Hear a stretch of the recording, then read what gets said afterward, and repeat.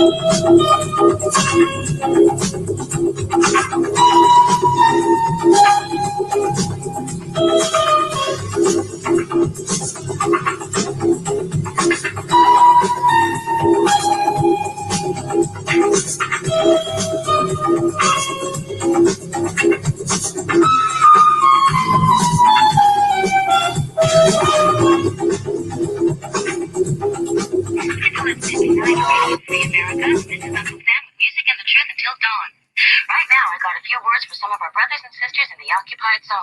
chair is against the wall.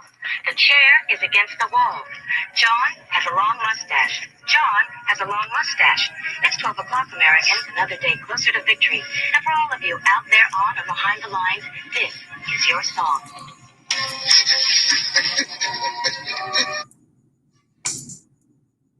Guys and gals.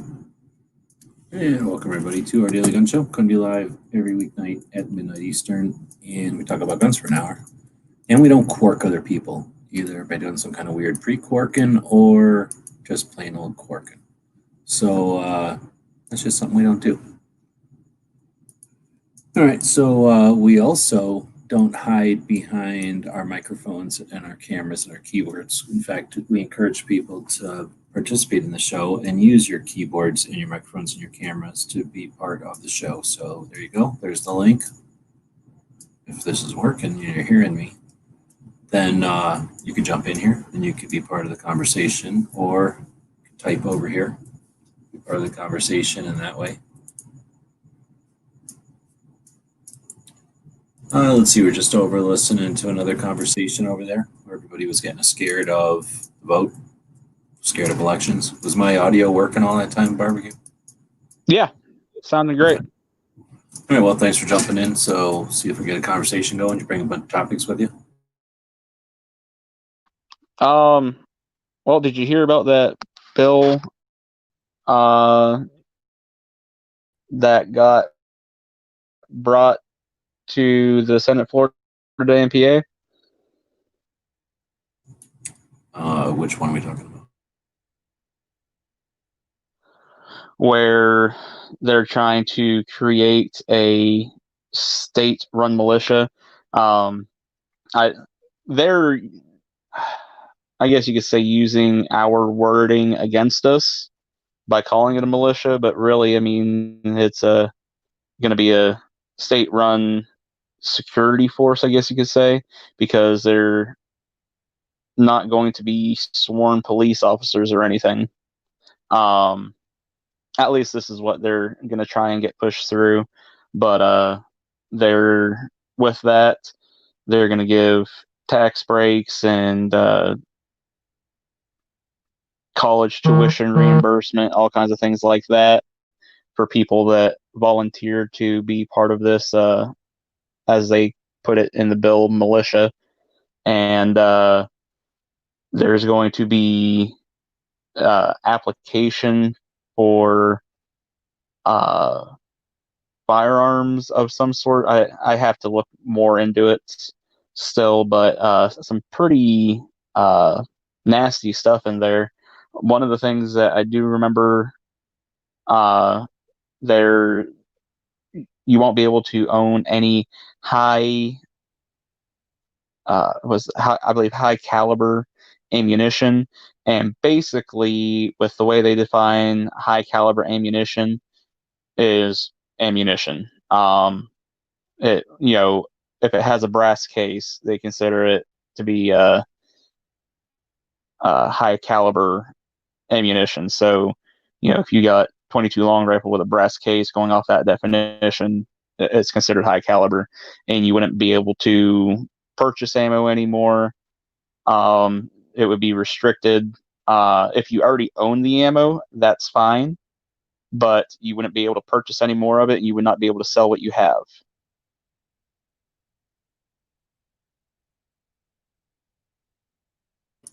There's a lot to this bill. I've got to dig deeper into it. Well, so I don't know. There's going to be a lot of discussions where people get into the political side of it or whatever, and I don't know. You can shout at the sky if you want, but in my opinion is going to be the general, uh, eternal vigilance, man. It Yep. sucks that it's coming up, but what did we expect them to come up with 1994 tactics? Do we expect them to come up with the same rule book every time or the same, I don't know what they call it in sports, whatever they were looking for in the Brady Bunch all the time in football, that tells them all the plays? Like, they're going to change up their shit. And the only way that we're going to get stronger and the only way to wake people up is when they bring these attacks. I'm not saying I want them, but are we surprised? I mean, things go back and forth. And the reason we don't want bunch of people who are socialists taking control of the reins is because they're going to bring weird shit like this in. So what we can do in the middle of the night is get all worked up because they present something every time they present it, in which case we get worn out as individuals. Like any piece of metal, we fatigue, right? Metal is more than just a material. The metal is what you're made out of, right? I don't know what the spelling of that metal, but you know what I mean? The play on words there, like the metal that is your willingness to go forward and to persist in spite of not immediate returns, right? Your metal, that is tested and that gets worn out. And I can tell you the reason this show is called We Don't Play with we don't do what the media tells us to do is because that's the tactic. That's a tactic to wear you out, is to make you micro worry about everything that comes up and to get people who are new to the game to get worried about everything that comes along until you get bent back and forth so much and you get frustrated because like they're having a discussion elsewhere as they're corking us right now. It's not hunting, right? I mean, it's called hunting, not killing. You don't call it catching, you call it fishing. It's called voting and not demanding. It's called voting and not requesting. It's called voting and not deciding, because we all participate in a very frustrating group effort. And they are going to definitely bring shit the other way. And if we can't take a breath and enjoy what brings us all together, and I'm not scolding you for bringing it up because it's got to be frustrating to live through it. I'm living through a state that's blue, but I'm not going to change everything I do because the politics have changed underneath of me. I'm still the guy that appreciates ammo. I like Cold War Kalashnikovs because they built those to kill me and my friends and my family, and the people that run around today, like Kalashnikovs for a different reason. And I'm cool with that, but I'm not going to get worn out by jumping on everything that comes along and get mad about it on a Wednesday evening, 2 days after, hours after it comes up, knowing full well, if you look back at history, the actual history of stuff is that stuff gets brought up constantly. Who was having the discussion before? Clover was talking about Texas. Was that off air last night, I think? After the show, we got kicked off last night because we're too real, we're too raw, and we talk about stuff too real, right? So when we got kicked off, he was talking about how in Texas everybody was upset because they had 11 anti-gun bills, and it's Texas. And he's like, well, wake up. They had 95 of them last year. I don't remember the number. It was something to that extent. So if we don't remember 27 this year and 68 last year, that's going to constantly happen. And if we're going to get upset to the point where we get frustrated and we fight with each other, we get upset with each other and we decide who we're going to spend our time with based on arguments instigated by a media that I insist only cares about you tuning in an hour later to hear the next update. That's only going to, everything they do is trickled to you in such a strategic way so that you continue to tune in. If that's going to guide your course, then we're doomed. So there can be an alternative to that, and that's to realize that they're going to pull every little deceitful trick they can to keep your mind occupied, to keep us, our conversations, occupied with their tediousness, because they eventually win in the long run. We come and go as enthusiasts, as people who care about our rights, as owners, as people who've been involved in something, people who care, people who are aware, whatever we want to call ourselves, whatever we are at the time, because we all change and evolve over our lives. They know that when we're transient interests, or us as a bunch of citizens have transient interests in things, and if they can continue to make this a quagmire and frustrating and boring and all of that, then we're never going to stay with it. And the only way I've found to stay with it is to give it an amount of time to deal with that stuff, so that you are vigilant, but then also have a life and an enjoyment and a community that can be enriching and not just focused on exactly what they tell us when they tell us. And now I'm sick of lecturing. I have to mope. Otherwise, all the people that get off, that literally fetishize getting off on news, they need to leave, and I don't want them here. So now that I've done all that, Walt jumped in, one of the pre-quarkers this evening. We got other people out there. Welcome to the show. Let's have a conversation about that. Yeah, man. I was just listening and I was like, yeah, no, I totally agree. Like I've been telling people it's been a long game. There's no reason to freak out. We keep doing what we need to do. We keep doing the right thing. We work together. We talk about what we love, and we keep moving stuff forward. But like getting all negative and freaking out all the time doesn't help. And no, it's the perfect way to sum it up. And I'll just add, and do it in such a chill, cool way that your kids just deal with it. Kids don't get upset like, oh, you're going to mow the lawn. I wanted to go watch a movie. I'm going to go mow the lawn. We're going to go watch the movie. Okay. Right? Like, okay, I'm going to care about Second Amendment advocacy for a little while, and then we're going to go to the range. Yay. Right? But Second Amendment advocacy is part of it. And we just got to get back to where that's part of it. Once we've got there, we don't have to have channels devoted to Second Amendment advocacy. We can just all understand that it's like a holster. It's easier to conceal carry or to open carry or to go to a competition or to hunt or to collect even, to go to a gun show. It's just easier to have a holster. We just all deal with that. It's just easier to have Second Amendment rights. Oh man, one of the things they were complaining about in the other chat that is corking us right now, an actual corker, not just a pre-corker, is the fact that they're frustrated that lost it anyway. So I'll quit ranting. But yeah, let's say I'm not real worried about this. I think I had mentioned in the Corkers chat, Pennsylvania's House and Senate still Republican held, and so I don't foresee it going through or anything. And the reason I did bring it up, though, is I actually see it as a bit of an opportunity with how out there this legislation is, to try and bring some other people into the fold and maybe open their eyes, saying, hey, this is, some of the garbage that we're facing. Maybe you want to pay attention just a little bit more. Love it. I think that's a thing. And you also reminded me what I was going to say. So I'll quit interrupting. What's up? I interrupted you to say thanks for reminding me what I was going to say before. And then I said, I'll quit interrupting you. But I interrupted you. No, go for it. You're good. The idea that, DJ jumped in and I don't think I lost it. You were saying how this was absurd. And I guess that was the thing. Like they were saying that because of what happened, this is happening. It hasn't happened.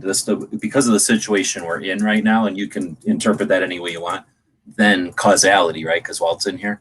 Then because of that, the system is failing and it's over. And I'm like, no, history shows us that when something gets absurd and it gets out of hand, typically there's a reaction the other way, and people get very conservative or very critical of their representatives, or have at least the same potential. I'm not saying it's 100% given. We should just kick back and wait for fate to happen. But I'm just saying we're not doomed. In fact, more often than not, everything rights itself, and kind of goes back towards a median. Very rarely do things get to a weird extreme and then go even more extreme. I guess that's possible, but that's just such a rare situation anymore. I just don't see it as being what we need to focus all our attention on. Knowing that it can happen is good enough, but getting ready to fight the what I see as more reasonable potential futures, we get enough working together experience, we get enough collaboration experience that if there is a super crazy extreme, we all benefit anyway. Because if we fight for some crazy extreme, then we start getting into which crazy extreme, and a crazy extreme in the winter with a left-handed person is a different extreme than a warm Florida extreme with a right-handed person. There's just differences in extremes. So if we go to something that's more probable in the middle, I think we get some actual experience. We don't wear each other out. I'll shut up again. DJ's in here and Walt's in here. I was going to say, actually, that's pretty much the core idea behind accelerationism.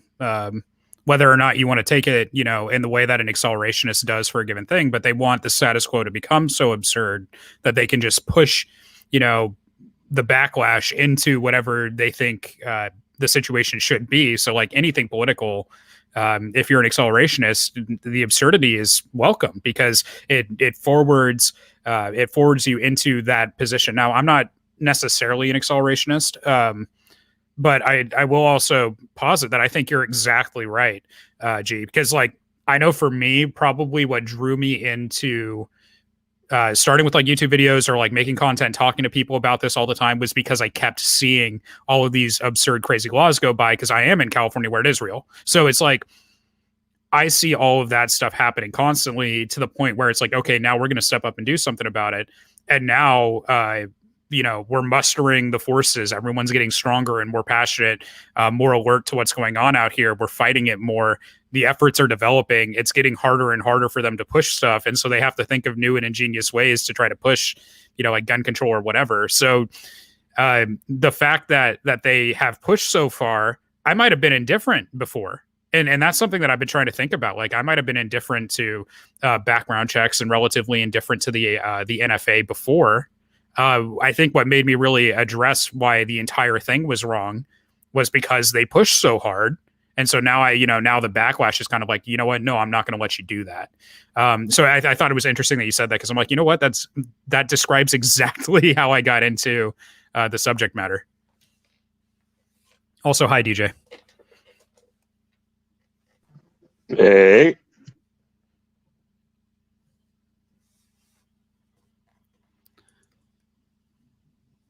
Well, so you had a chat about Obama, and because you had yours, it was only like a 10-minute chat that started like 15 minutes ago. So it was kind of fit right as I was waiting for this show to start and then watching roll call over there. And so I was trying to listen to both at the same time, but you know how it is. As soon as you started, they got into it like more. And so I was trying to listen really actively to both, and I didn't land very well. So anyway, I figured I could watch yours since it was a premiere, not actual live. I could watch it later to get comprehension out of it. But it was an interview with Obama and Oprah. Is that recent, I guess? Yeah, it happened yesterday. They had an interview that they put out on Apple TV. I guess she has like some program over there. So I burned my free episode of Apple TV to go watch that.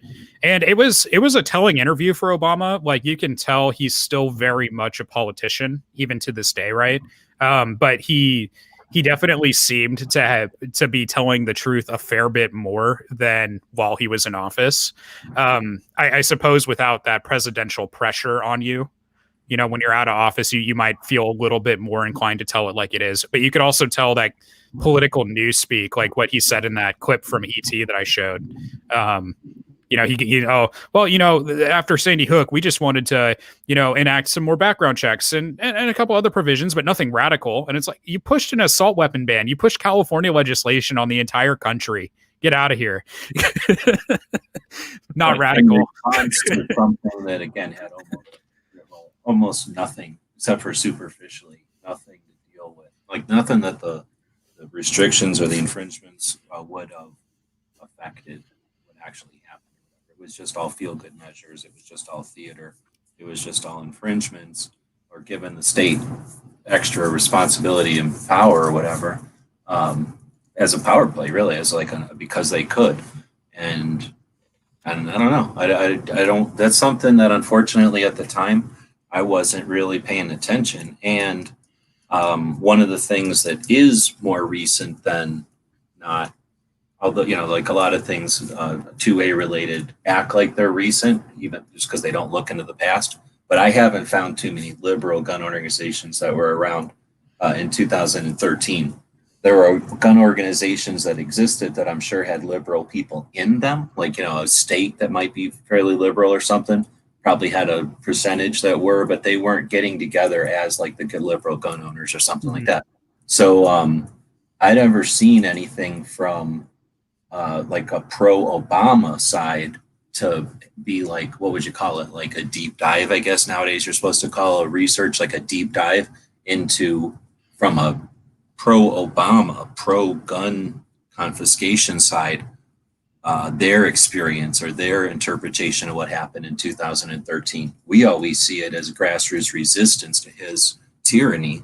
I'm sure they see it 100% different, and that probably relates to their strategy today, because of whatever happened then is what created the pieces or the plans that are falling into place potentially today. Although that's my I was going at with Nighthawk in there, is he's definitely in a different place than I am looking at this whole election stuff, where, like I say, I kind of explained it before, I don't believe you get ahead in the long game by stopping every time somebody throws a rock at you. If the convoy stops every time a rock gets thrown, then the enemy stops you effectively with rocks. Like, you can have all the power in the world, all the electronics, all the good intentions in the world, and you're stopped with a few people with rocks. It's ridiculous. So sometimes you got to take lumps and move, and that doesn't mean you are asking for rocks. It doesn't mean that you are okay with rocks. It just means that you've got other things, objectives, right? Bigger objectives. So I forgot where I was going with that, because I thought that was a pretty good way of explaining what my differences were in there. But yeah, I mean, I'm with you. I am with you on that infighting, though, because when we're talking about infighting, especially in 2A, I mean, that's my push with LGO right now. So, like, liberal gun owners right now, it's like, hey, look, I need to be able to drop the infighting. Like, I'm economically right, libertarian, minarchist even.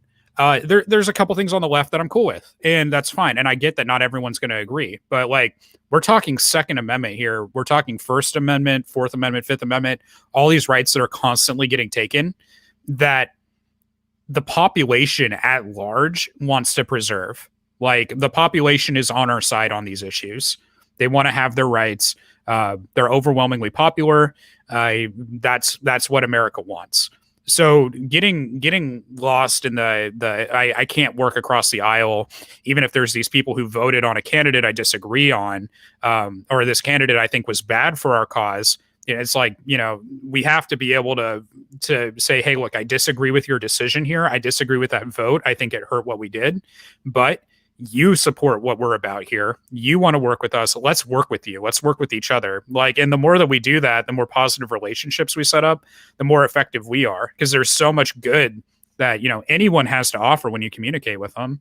I think the moral of the story is just keep working together, keep talking, figure out how to do it a different way. Because I honestly have no interest in working together with a whole bunch of people now on our side, as well as the antis, right? The people that are against us. But an open mind and being aware of their position is critical. You can't fight an enemy if you don't understand the enemy. If you only look at the shell and the armor and the weapons of the enemy, you're a fool, and you're going to be, again, manipulated 100% by the way that they perceive their weapons and armor and stance, right? Like, you need to know the mindset of that enemy and why they're fighting and not all the rest to be an effective, useful fighter, right?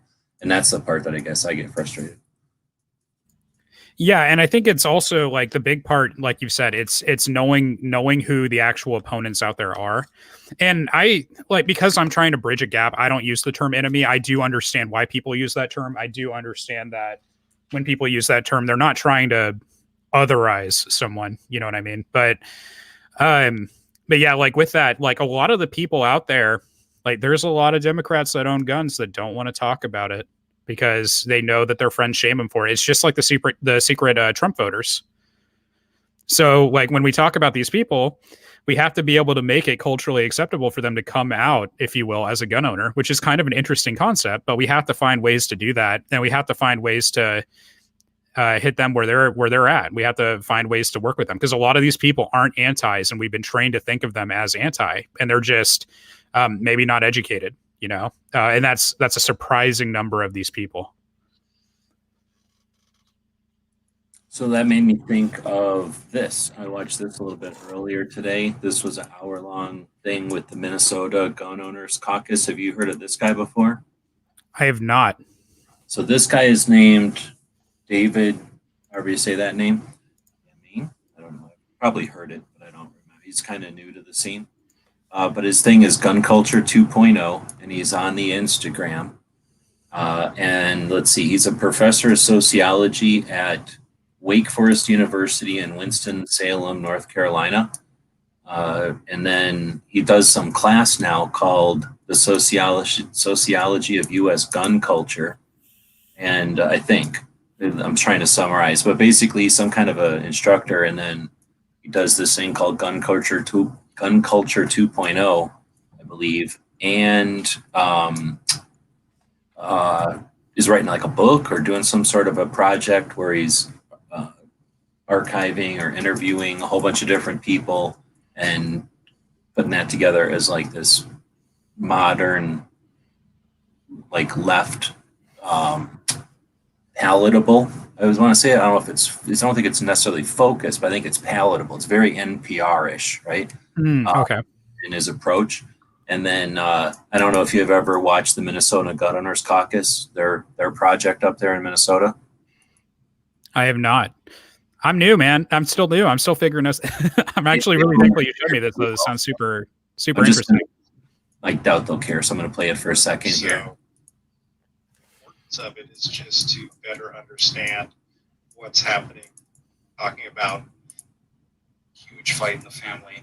You know, my mom was. There's like, I don't want to say they're Borg-like. I'm just saying there's no emotion. They definitely don't fight with each other. It's not like a comfortable family. Like most of the chats that I'm familiar with, it's like if you went home for Thanksgiving and all the cousins and brothers and sisters are pleasant for a little while, and then everybody remembers why, you know, Danny's a dick, and you know all those, you know, and then, oh, you asshole, you ate the last Brussels sprouts and that kind of shit, like starts to come up. Like that never happens in these chats. They're real nice about it, and they talk like NPR. So they're very presentable, like they're very palatable to the left, I suspect. That being said, that's what I was saying is like we're missing that. We never had that perspective in 2013, and I never had that nuance. I was still like, I'm willing to fight with the antis. That was me being like playing both, you know, willing to work with the other side. Like I'll go stand there and fight with them. It wasn't for a little while, you know, many altercations, actual confrontations later that I figured out that that's useless, that you need to have that. And it was actually Sarah, this chick right here, before she was married, she used to be called Sarah Cade.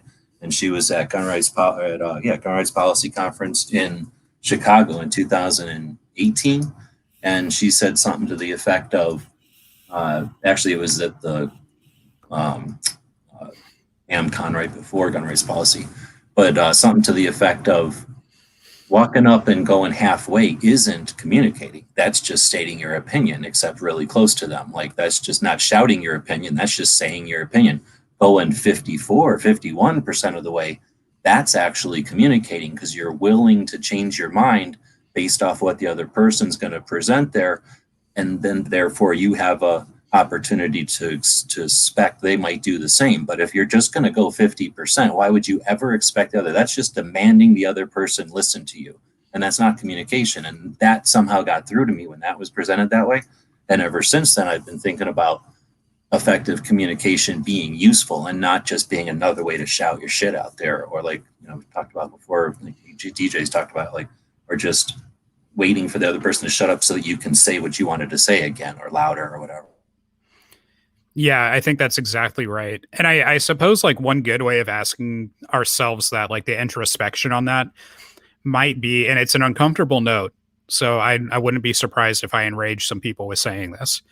But what would change your mind? You know, what would change your mind on the Second Amendment? What would change your mind on a God-given right for self-defense, a God-given right to protect yourself against tyranny, a God-given right to enjoy things that you don't hurt anybody with? Like, what would it take for you to change your mind on that? For me, I think it's a pretty rough burden to prove, which is why I don't anticipate my mind being changed radically. But if someone was going to change my mind on the Second Amendment, they would have to prove that self-defense is always unethical. They would have to prove that you don't have a right to an object, to a given piece of personal property, like broadly speaking. So it's difficult for me to see a world where those arguments could be made rationally and in an acceptable way. But if those arguments were made, I'd be willing to change my mind. I would need to see them. Well, the other way, I would say I would accept any kind of that kind of stuff if we lived in a world where people didn't harm each other anymore. As soon as I had no fear that you were going to take my guns, then you can put whatever laws you want, because I'm not, there's no need for them. There's also the endowed by the creator piece of that, or whatever you want to call it. Wait, what? Self-defense is a human right. Yeah, that was actually something that was something I think Yankee talked about in a video a couple months ago, and I was thinking about talking to him about it, and I let it slide. But yeah, like from natural law, right? So if there's an eat or be eaten, then there's a series of implications from there. So like one thing is, well, if it's eat what you kill, eat or be eaten out here, that's just the natural law. That is how we exist. Then it follows from that I would act in a self-preserving way, which means I have access to the tools to self-preserve, and I can seek those out freely, and I can possess them and use them freely as needed. And then you go from there into your your other social contract. Say, well, it's a lot easier if we can get along, so I should use these only in ways that don't hurt others. Yeah, exactly. As soon as that's right. Isn't that? I mean, I don't know. You probably know. You guys know better than I do with the logic part of it. But isn't that somehow like fundamental logic? As soon as you don't. Oh dang it! I was like going with that. As soon as you don't fear anybody, then. Yeah, I mean that's the basis of the social contract that founded this nation. It's the basis of our Constitution. So we all have individual self-interest. I've heard it broken down. I forget who does it this way, or if it's even a theory, or if it's like got a name to it or whatever. But our own individual self-interests will line up, because just what you said, you're better. Your self-interest is, unless somebody's trying to kill you, it's better to have people who also have self-interest nearby, because we work better together. And as long as we're not scarce on resources, then we're all better off with everybody else, leaving everybody alone, basically. Like, you're better off letting people do their thing, because we're all going to benefit. It's just when we run into each other that becomes a problem. Yeah, right. I think that falls under like ethical egoism, right? So I need to act in a self-preserving way, and that the best way for me to self-preserve is to cooperate and work with people around me. Because those people can help me profit and help me do better. And so you could be entirely selfish and have actually a pretty complete ethical system for why you should have gun rights and why other people should have them, and why you should respect their rights the same way that they should respect yours. And it can be entirely selfish and perfectly rational. So I actually talked a little bit. I guess it's not. So Woods jumped in. I don't know if you had any topics from before. I'm trying to think of what else I might have watched. I watched a shit ton. Well, give a stab at answering Walt's question? To find out what I would give up to give up 2A. 2A is just a word on a piece of paper. That right, it predates. I mean, it's just guaranteed by that piece of paper. So I have that right no matter what, and it was given by being in existence, like you said. It just is. It's not even really debatable. It's just something you get to preserve yourself. Well, yeah, it means that, I guess, like you're saying, it means something, because it means the piece of paper or it means the country that wrote the piece of paper and respects the piece of paper is pretty chill, where you'd have to be literally risking life and limb to have that opinion in some other countries. Right. And then to say that we could ever have a society where no one ever hurts anybody is kind of Pollyannic and not really realistic. I agree. I mean, it's like it's a no argument. Right, we're talking to. No, we're good. But tell me if this works as an argument. I live an hour north of Mexico, where they restrict personal possession or individual possession of firearms for the most part. Certainly don't allow for the self-defense or the defense of the community or anything like that. And then the I mean, it's not like there's a way Mexico is. It's changed and evolved and had fluctuations and trends and all kinds of stuff over the years. But it's always been, or it's been for a very, very long time, a state of warlords have control physically of local areas, and at, depending on their wars and their situations and their resources and the markets that they control, sometimes they're very, very powerful, but they're very, I don't even want to say I know all of it, but at times I'm sure some of those cartels are as powerful as the feds, if not more powerful at times, in regions and stuff. So knowing that can exist in a country like Mexico that isn't third world, I don't think. And you could probably find examples that are less immediate, like, not less than an hour from here, or more than an hour from here. But doesn't the fact that we live in this society and they have to desperately go back years to find dozens of situations where they find the lowest of hanging fruit, like the most crazy extremes of individuals who do just horrible things, and it's always individuals. It's not the stuff we're describing. So you said you can't have a paradise where there's no violence, and I'm suggesting, why do we always let them decide the circumstances that their debate always comes into this? The world is perfect. The United States isn't.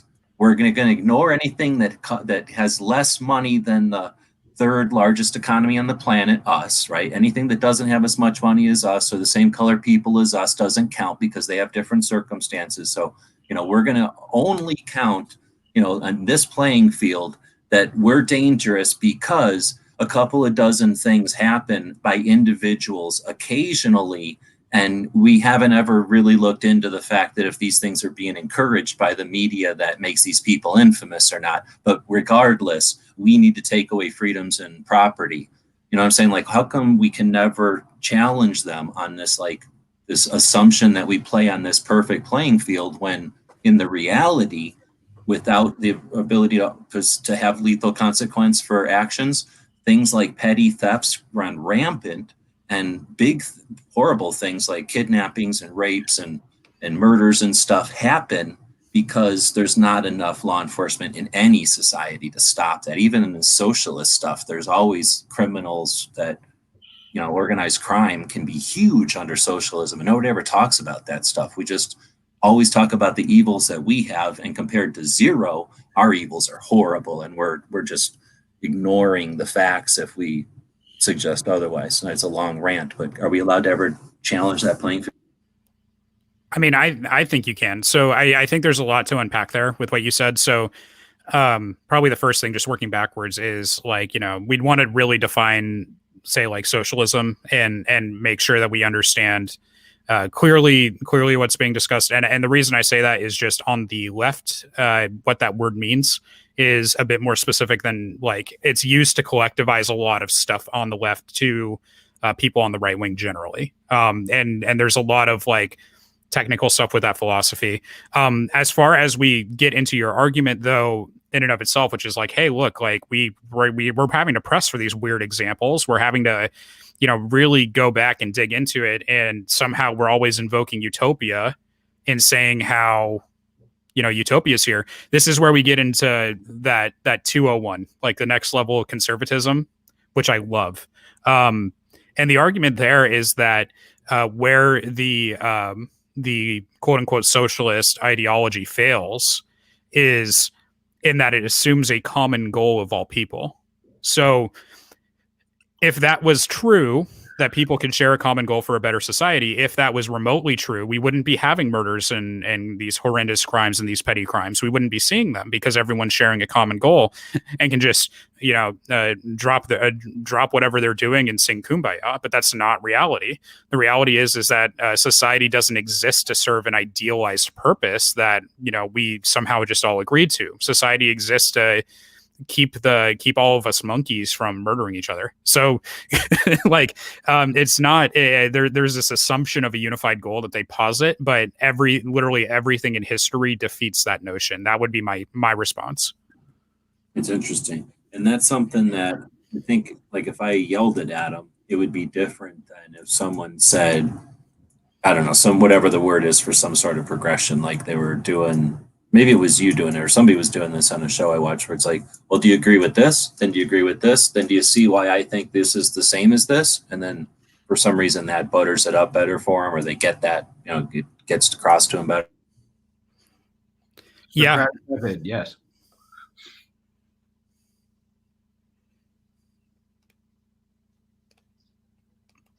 I'm distracted because I'm only seeing about half of the chat through the, what do you call it, the duck side here. I noticed that somebody was saying, or Wheeled and Well Armed had added some guy in Sandy. I don't even see his one chat over here, and then he had a whole bunch of stuff he said over there. So I guess it's not all filtering through the duck or something. I will say, Wheeled and Well Armed had that question earlier. Isn't the social contract of defunding the police, doesn't that equal by-guns? 1,000%. So if you're anarchist, right? Like whether you're like left-wing anarchist or if you're like right-wing anarcho-capitalist, right? If you don't have police there to enforce that aspect of social contract, or if there's no social contract, then you just revert back to natural law, meaning natural rights or God-given rights, as Woods put it. So yeah, at that point, you get to own whatever you want, right? So it doesn't make sense to say otherwise. Like, why would you ever enter into a social contract or any other agreement where you would lose your right to defend yourself? It doesn't make any sense.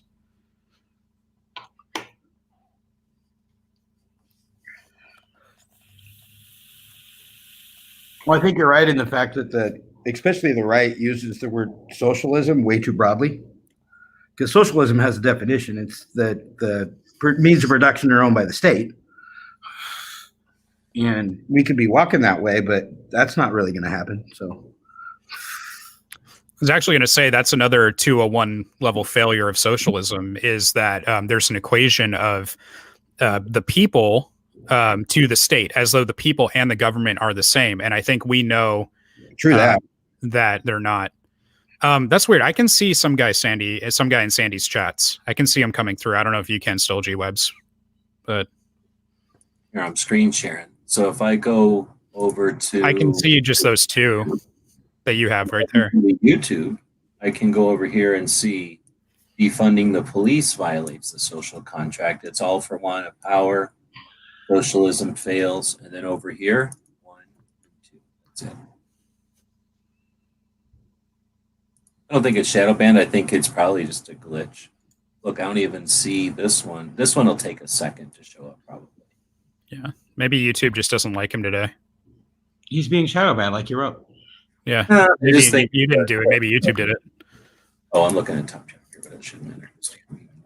But anyway, that's what I was talking about. It was just distracting, obviously, because I'm like, what the hell? Oh, see, look at this.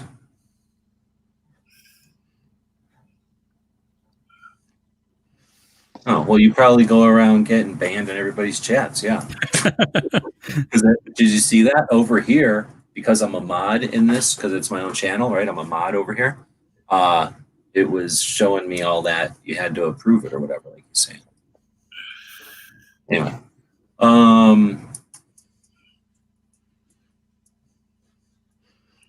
Social contract by guns. That's where we're at. But yeah, absolutely it is. So you can't ever sensibly be put in a position to not defend yourself or to where that right would be taken away. So like if G and I entered a contract and G said, hey, Walt, I'm going to give you $100, to go work for me for a few hours cleaning up my yard. But if you don't do it in time, I get to punch you in the face. Like I would never enter that contract, right? And that contract would get tossed out of court for good reason. Like it's a nonsensical thing for me to ever agree to someone directly causing me harm. So there's some, like, you could go further down the anti-authoritarian path. You could go further into anarchism and say, I don't really care about social contract because it's what I agree to, and so I just reject that. But sensibly, like 99.9% of people say no, you don't get to get into contracts like that because people would just ruin you.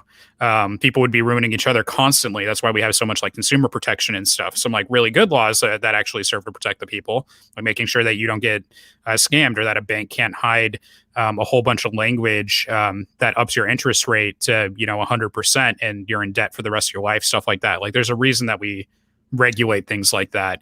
And it's all based in that social contract kind of philosophy, which is, again, just kind of fascinating. But I'm a nerd, so I like that stuff.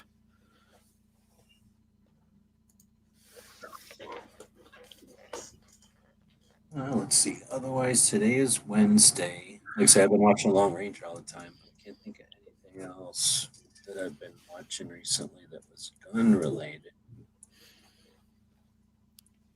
Did you hear about that Oregon sanctuary county win? What's this about? Oh, Oregon voted in 2 counties, I believe, voted for 2A sanctuaries. They made it a misdemeanor to enforce any laws that affect someone's right to keep and bear arms or related accessories. Oh, right on. I don't have my 50 state handy, but that's one of the things I had in there. I don't remember. That's got to be Eastern Oregon then, right? Yeah, it was Columbia, and then there's another county that started with a U. Yeah, that's way down there in the corner. It's not their first ones. The Antifa people are on the other side of the state. Surprising. When I was doing the research for the book, almost every state had sanctuary cities. So is that the first in Oregon, or is that just 2 more? I'm not sure if it's the first 2 sanctuary counties, but I think it might be the first 2 sanctuary counties on the whole on like the West Coast. So, So that's cool, and it's also like for me, I think it's cool in a blue state. I know that Oregon has a lot of red. I mean, like the same with California. There's like they're actually pretty purple, depending on how you look at them, right?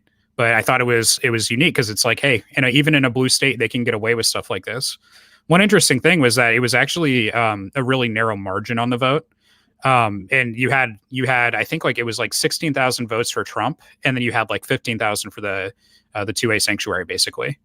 And it won by like maybe 500 votes to get that thing through. That was for Columbia. So again, all kind of good stuff there. But I was really excited to see what was going on there. That was like fantastic news for today. So a little positive note if anyone needed it. Well, so that brings up something, unless somebody's got something else that, since we got a bunch of different brains out here tonight, over the years, since I've been interested or paying more attention on 2A stuff and not just gun stuff, like I say, one of the things I kind of touched on it before is that you've got waves and times when people are more or less interested in everything. And obviously, a lot of that is based on attacks or the waxing and waning of attacks from the other side. But anyway, so you've got all these different efforts that have gone on. You got lots of different projects out there. Definitely got a lot of different states. And then you multiply that times all the different campaigns and crazy agendas that both the pro-gun sides, like the sanctuary campaigns have been, or the anti-side, is relentless. So there's a lot to keep up with. And the problem is that because there's so much of it, how do you filter? How do you decide, how do you ration? How do you deal with it, right? And you got in your own times, you're going to have times when you got more time, less time. You got times when you have no time. You have times when you have a surplus of time out of nowhere, and having some kind of system in place to facilitate that, like when there is time, or somebody to come in and help when there's no time. How do we build something like that, I guess, is the question. Like I say, after seeing lots of different projects come and go, lots of different ambitions with lots of intention come and go for different reasons. There's a couple, very, very few, that still persist, and their success is, varies from they're just stumbling along or they're limping along to very, very few are really successful, truly successful. And again, we're going to be dealing with people like Bloomberg. Who knows if there's another one of Bloomberg's coming along? Let's just assume that we have more than one Bloomberg coming. So money is just never going to be an issue for the other side. And Bloomberg is more than likely going to leave some kind of legacy amount of money to constantly fight, right? So let's just assume that it's always going to be this difficult or more. How do we defend against that? And I refuse to suggest that cowering in a corner, clutching our pearls, and swooning, waiting for a rich person to come along and save us, or for one of the three letters to just miraculously do better than the NRA's done in the last 170 years. And I shouldn't say it that way because I respect the NRA's 170 years. Do better than the membership of the NRA has done with 170 years, and then at the last 5 years that people have become aware and then completely apathetic and now like cheering the destruction of the NRA, right? Like, you know, how do we deal with that going forward? How do we create a system that doesn't rely on some unrealistic miracle to come forth and save everyone, knowing that we all have to pitch in, we're all going to have our self-interest, we're all going to have scarce resource of time and everything else resources. How do we build something out of, you know, the erector set pieces or the Lego pieces that's super strong, you know, super strong bridge that makes somebody like a Bloomberg go, man, I'm going to worry about like babies choking or like kitten accidents. I'm not going to worry about this gun stuff because it's not that big a deal, and these people are just too strong. Like, how do we build that going forward? And we got like 20 minutes. We can solve this quickly.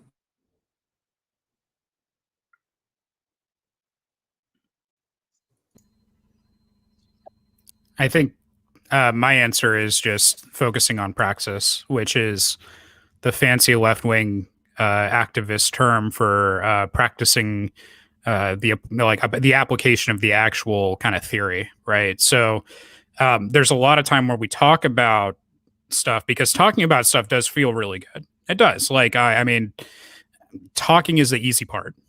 Executing the stuff, going door to door, figuring out how these processes work, figuring out how to call people, who to call, figuring out how to drive your projects is really difficult, right? That, not get results and continue to do it tomorrow and next month, right? Yeah. Yeah, and it's disheartening when you fail, right? So like, and failure, it should be, in my mind, it should be the expectation out the gate, meaning I expect to fail the first time, the second time, the fifth time, the 100th time. I expect that eventually I will break through, however. So for me, I think what I try to do is I make sure, hey, I'm mentally just in a good place to where I can continue this. If I need to take some me time, step out of the cycle and just focus on myself for a little bit, I do that. I pace myself. And some people can stay in the game and slug it out for a long period of time.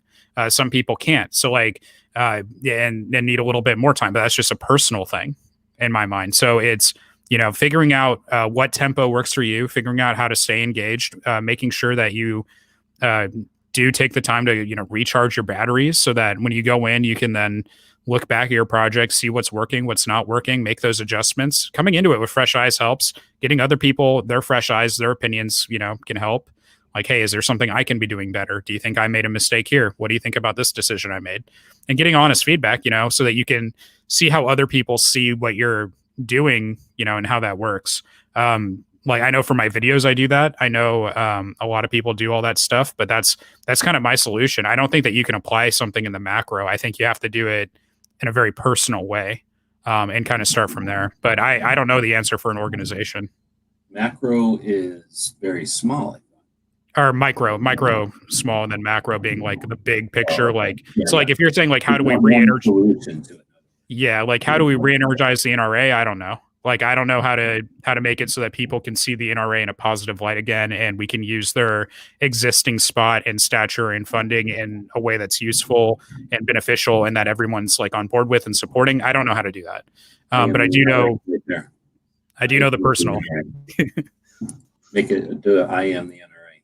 Just let that go viral, and everybody takes back their NRA. And then once everybody's like, I'm in the NRA for the ranges, I'm in it for the training, I'm in it for safety, I'm in it for investment, whatever, then it's their NRAs again.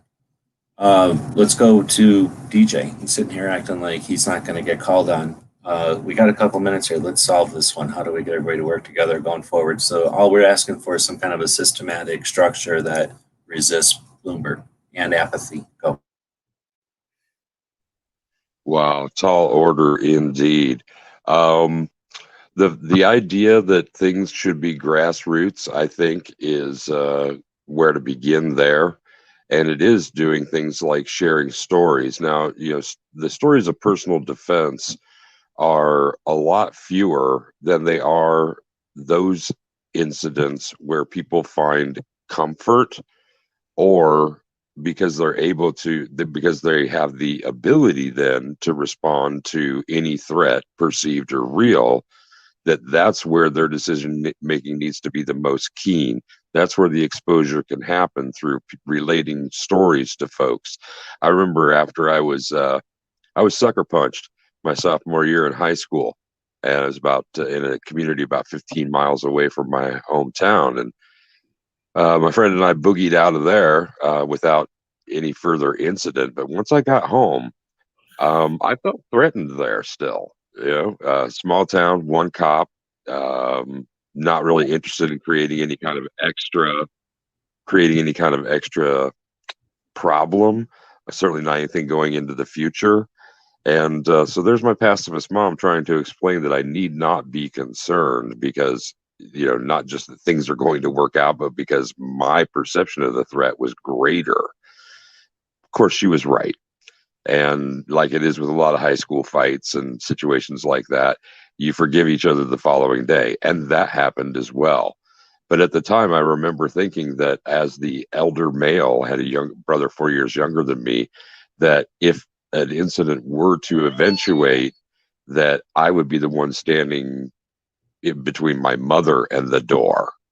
And that was one of my big grow up moments. And it's one of those where using my ability to defend myself, my kith, my kin, my home, my hearth, that was a supreme responsibility. It was to preserve the lives with which I was tied, and also to extend that out to anybody else. And that's why even living in the kind of the relative anonymity of my neighborhood in this city, it's that I still feel the presence of the neighbors. And when we were talking last night, can't remember if it was before or after it went off, but whether they would like it or not, all of my neighbors, and a couple of them have confirmed that they can come to me for their rifle and their box of bullets, and off they go, should the situation arise. But I've also tried to begin conversations, and this is an additional Roots effort, is organizing community watch groups. It's nothing to have people take a stroll. Lots of people do it for exercise every day, different times of the day, fire watch. There are all kinds of things. People would need to remember to look out for others as well as they look out for themselves. I'm ready to step into that role. I would rather not be called to it, however, but I know that I can affect a positive change, increase the security and the preservation of life, liberty, and that blessed pursuit of happiness. Ramble off. Dang, I think I froze at the end there, but judging from Walt's nodding, that was a good one. I concur. Actually, I think that focus, again, it's always ground up, right? It always starts at home. It builds out into bigger and better. So I'm 1,000% with it, dude. Am I back now? Yeah, you're there. You're only slightly a robot for a second. Okay. Yeah, I think I cut out there at the end, so I missed the end of DJ's. I'll have to go back and listen, but it sounded like a good lead up to the end part. I didn't hear the last part. Fulmer saying I'm not sure how to fix the big picture. However, I'm going to try to meet people where they are. Meet people where they are in what they think in regards to the 2A. Find others, individuals that I think can be helpful in advancing and keeping the 2A, use of my time and resources. So this part I wasn't sure. So however, I'm trying to meet people where they are and what they think in regards to 2A. Find others, individuals that I think may be helpful in advancing and keeping the 2A, then use my time and resources to help. I think that's the way there's supposed to be a comma there, right? So I wasn't sure if he's talking meet people where they are in regards to 2A. Do you mean on our side or on the other side? I mean, I guess it applies to both sides, but I guess I wasn't sure if you were thinking our side or their side. On the other side, but I'm just say again, sorry to interrupt, but I'm going to say again, like I've been preaching for, since I've not met you, most people are non-gunners. Most people don't care one way or the other on 2A. That's what I was going to say. I just think that most They people are. don't even think of 2A. They're like, what is It's like 2A? yeah, they don't care. Well, they don't care about guns. They don't. It doesn't affect them at all. Like we think they live in a sleepy little wonderful land because they're not protecting themselves, but they have a very different view. No, they just live in one of the safest countries on the planet.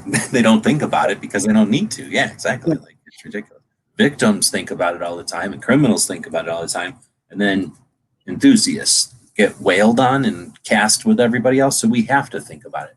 It's not like that's the thing. Most gun owners are like they own a gun and it's in the closet, or they own a gun and it's in a drawer or in a safe or something, and they're a gun owner technically, but they don't give a crap about rights and all the rest of the blah blah blah. This stuff is only if you feel like giving a crap about it, unfortunately, or you're aware that the other side is constantly exploiting this whole thing, and their goal is to have a giant state, and this is all in their way. And anyway, it gets pretty big pretty quick. But so I don't know. Humans both sides, okay. Should we go to barbecue next? I was going to say, I like that point you brought up that I did here when you had brought up the perception of fear from that angle. And that's something that I don't know if that angle is brought up enough because, man, I just get frustrated. If you go back and listen to chats from 2012, I have always been an advocate. I've never used self-defense as any kind of justification for the Second Amendment, any kind of enjoyment of the Second Amendment or the exercise of our rights. The self-defense is just a pleasant side effect, just like hunting or investing. It's just one of the nice things that happens. And I don't go crazy about the whole tyranny thing. It's just that I really, really think that we're going to get to a future that's like Star Trek, where there's just not a lot of crime because there's no need. Once resources aren't really scarce, there's just not a lot of need for petty crime because people can just get what they need. And that could easily happen. We don't have to live in a world of scarce resources just because our grandparents did. We will eventually get to a point when resources are shared, not like in a communist way, just plentiful, I should say. So when that happens, you just don't have the same kind of violence and stuff that you have when there's starvation and hunger, right?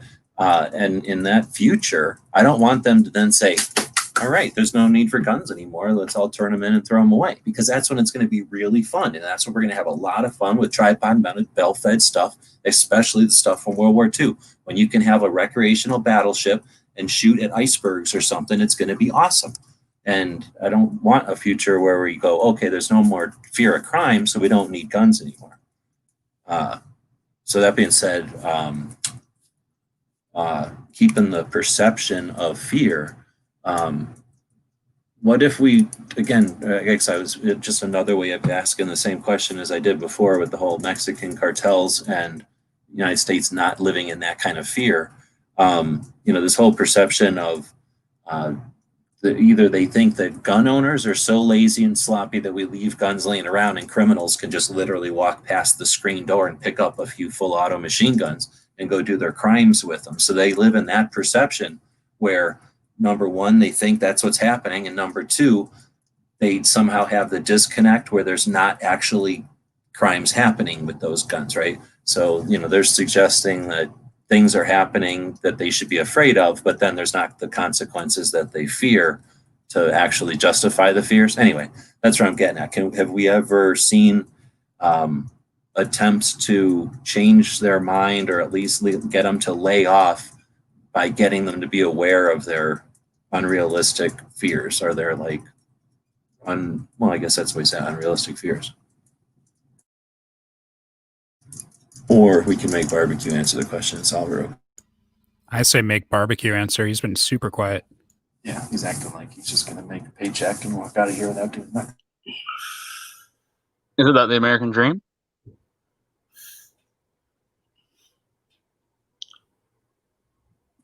Can you hear me? Yeah, we heard you. We think that's going to answer it. You just throw out some apple pie and say American dream and everybody's going to be happy. We're all done. Exactly.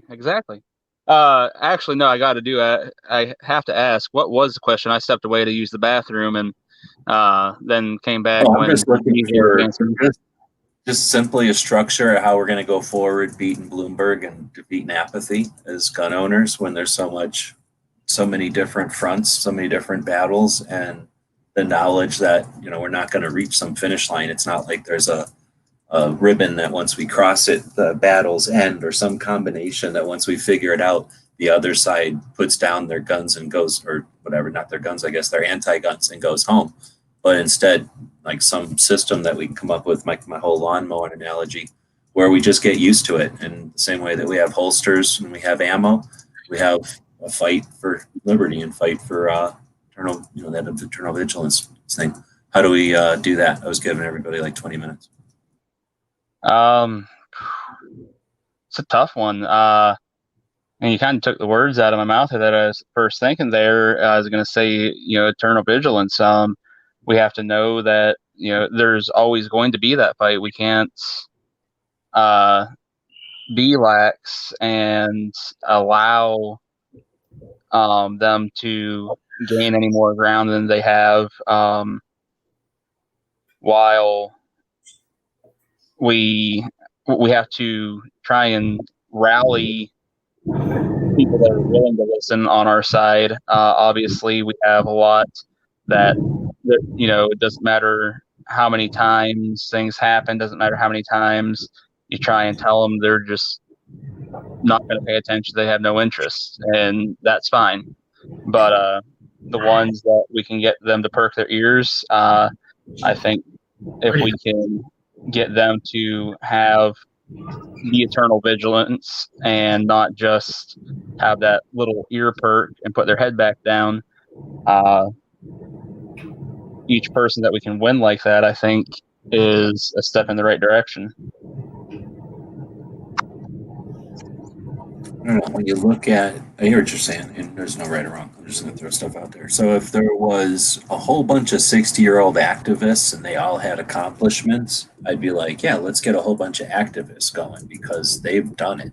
But what I see is like dozens of individuals who just, I don't want to say they're in the right place, the right time, but they're dedicated individuals who put forth a shit ton of effort, and then they've persisted and they've made accomplishments. And then I can't even imagine how many are who didn't win, who aren't, took down their website, and because they don't still exist, they're not necessarily out there unless you really, really look for them. So who knows how many, unsuccessful attempts that were made. I guess I don't know if that's I'm not trying to shit on them, I'm just throwing that out there. That do we want activists, or is it better somehow to figure out, okay, how about like this? Maybe this, I don't know if I'm just winging it here.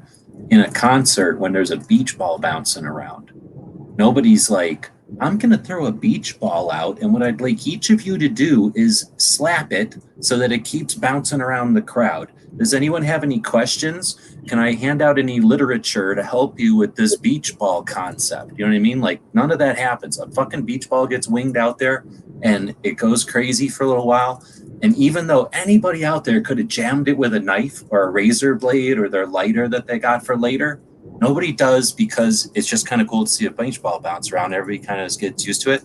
Who the hell is the first person to throw that beach ball out there? How did that get started? Like, how does that become a thing? Maybe is that the way to say it? Do we need, activists, or do we need the idea of just knowing how the crowd can react to a beach ball? And there's two ways the beach ball, and we're the crowd. People who are willing to be the talking pivot. about the same thing there. Everybody answer at the same time. Well, go. No, I'm just kidding. You two just both went out at the same time. So barbecue go first. The same thing. Love it. Barbecue go first. I'm not necessarily talking about activists. It's just everybody being aware, or at least as many people as we can have being aware. I probably took it to an extreme. I hear you. I just heard what you were saying and took it to an extreme. Like, if we all became activists, would that be the way to go? Because then we'd all get worn out or die. And then what do we do? To say, like, I would just like everybody to, or as many people, I shouldn't say everybody because that's hyperbole, but as many people as we can to, always have that perked ears of the dog that, has some sort of attention when they hear a sound, and just know that there's always some sound. And while we don't have to worry about fighting constantly, like this bill that I mentioned at the beginning of the show here in PA, I don't think it's that big of a threat because of how outlandish it is. But at the same time, I'm looking at it as, hey, this is a time where I can, maybe perk some of those ears. Yeah, I would say I'm with that. What I did recently with my stuff was I put out a guide on this is how to contact your congressman. This is how to call into a Senate hearing, to like the voicemail system that they play before they vote. So I did all that stuff basically not to be doing, we're gonna have this massive initiative. I'd love to build there, but right now it's like, hey guys, if you know what to do, you're gonna do it, because it is like the beach ball at the concert. It's just like, I need to point you in the right direction and give you the tools, because I know you guys are constantly complaining about 2A in California and how California doesn't care and how Newsom doesn't care and this and that. Well, guess what? If your politicians hear that they right before they vote, they hear 200 callers that call in and say, this new gun bill is stupid, do not pass it, it's attacking my rights, your vote in the next election from me is based on if you say, yes or no to this bill, whatever, and you get a couple hundred calls like that and they listen to that, you made a lot of progress. If they get a couple hundred emails, that can make a lot of progress. That can flip a vote from a yes to a no or a no to a yes. So why aren't we doing that? That's what all these other organizations are doing. So, hey, let's just make sure people know how to play with the beach ball, and then let's get that moving. Make sure that that's there. And then we tell them, play with the beach ball. And then if they're like, how do I play? This is how you play. And you kind of leave it and people figure it out. So that's my take. Just keep throwing beach balls, maybe. When you said that, I was telling G about a book that I picked up as an adolescent called The 100th Monkey. And what it posits is that, for, approximately 100 tries from 100 different examples of the species, they will stumble upon a new thing, an adaptation. And in this case, it's a large group of monkeys who are hanging out on a beach. And one of the female monkeys discovers that if she picks up one that's in the tide, that it is not all covered in sand, and therefore it feels better in the mouth and easier to chew up for Junior and whatever else. And so that's that's one of those genesis points where then others with that repetitive behavior pick up on it, and it's like a classical conditioning sort of situation, bringing it so many times, so regularly, and so commonly viewed. There's got to be some way to coordinate that and integrate the concept of the 100th monkey. Otherwise, another thing is that, the frustration and therefore the output and the quality of what we do as ambassadors for the Second Amendment and to the Bill of Rights, burnout gets really, really strong. But I've never burned out on explaining something or fielding questions from someone who has a genuine interest or enthusiasm, regardless of how rookie they are, because offering that hand up is something that they will remember, and so will you. And teaching opportunities exist every day around us. So, maybe zone in on your area of specialty, look out for certain situations and, people who might be willing to engage, and start there.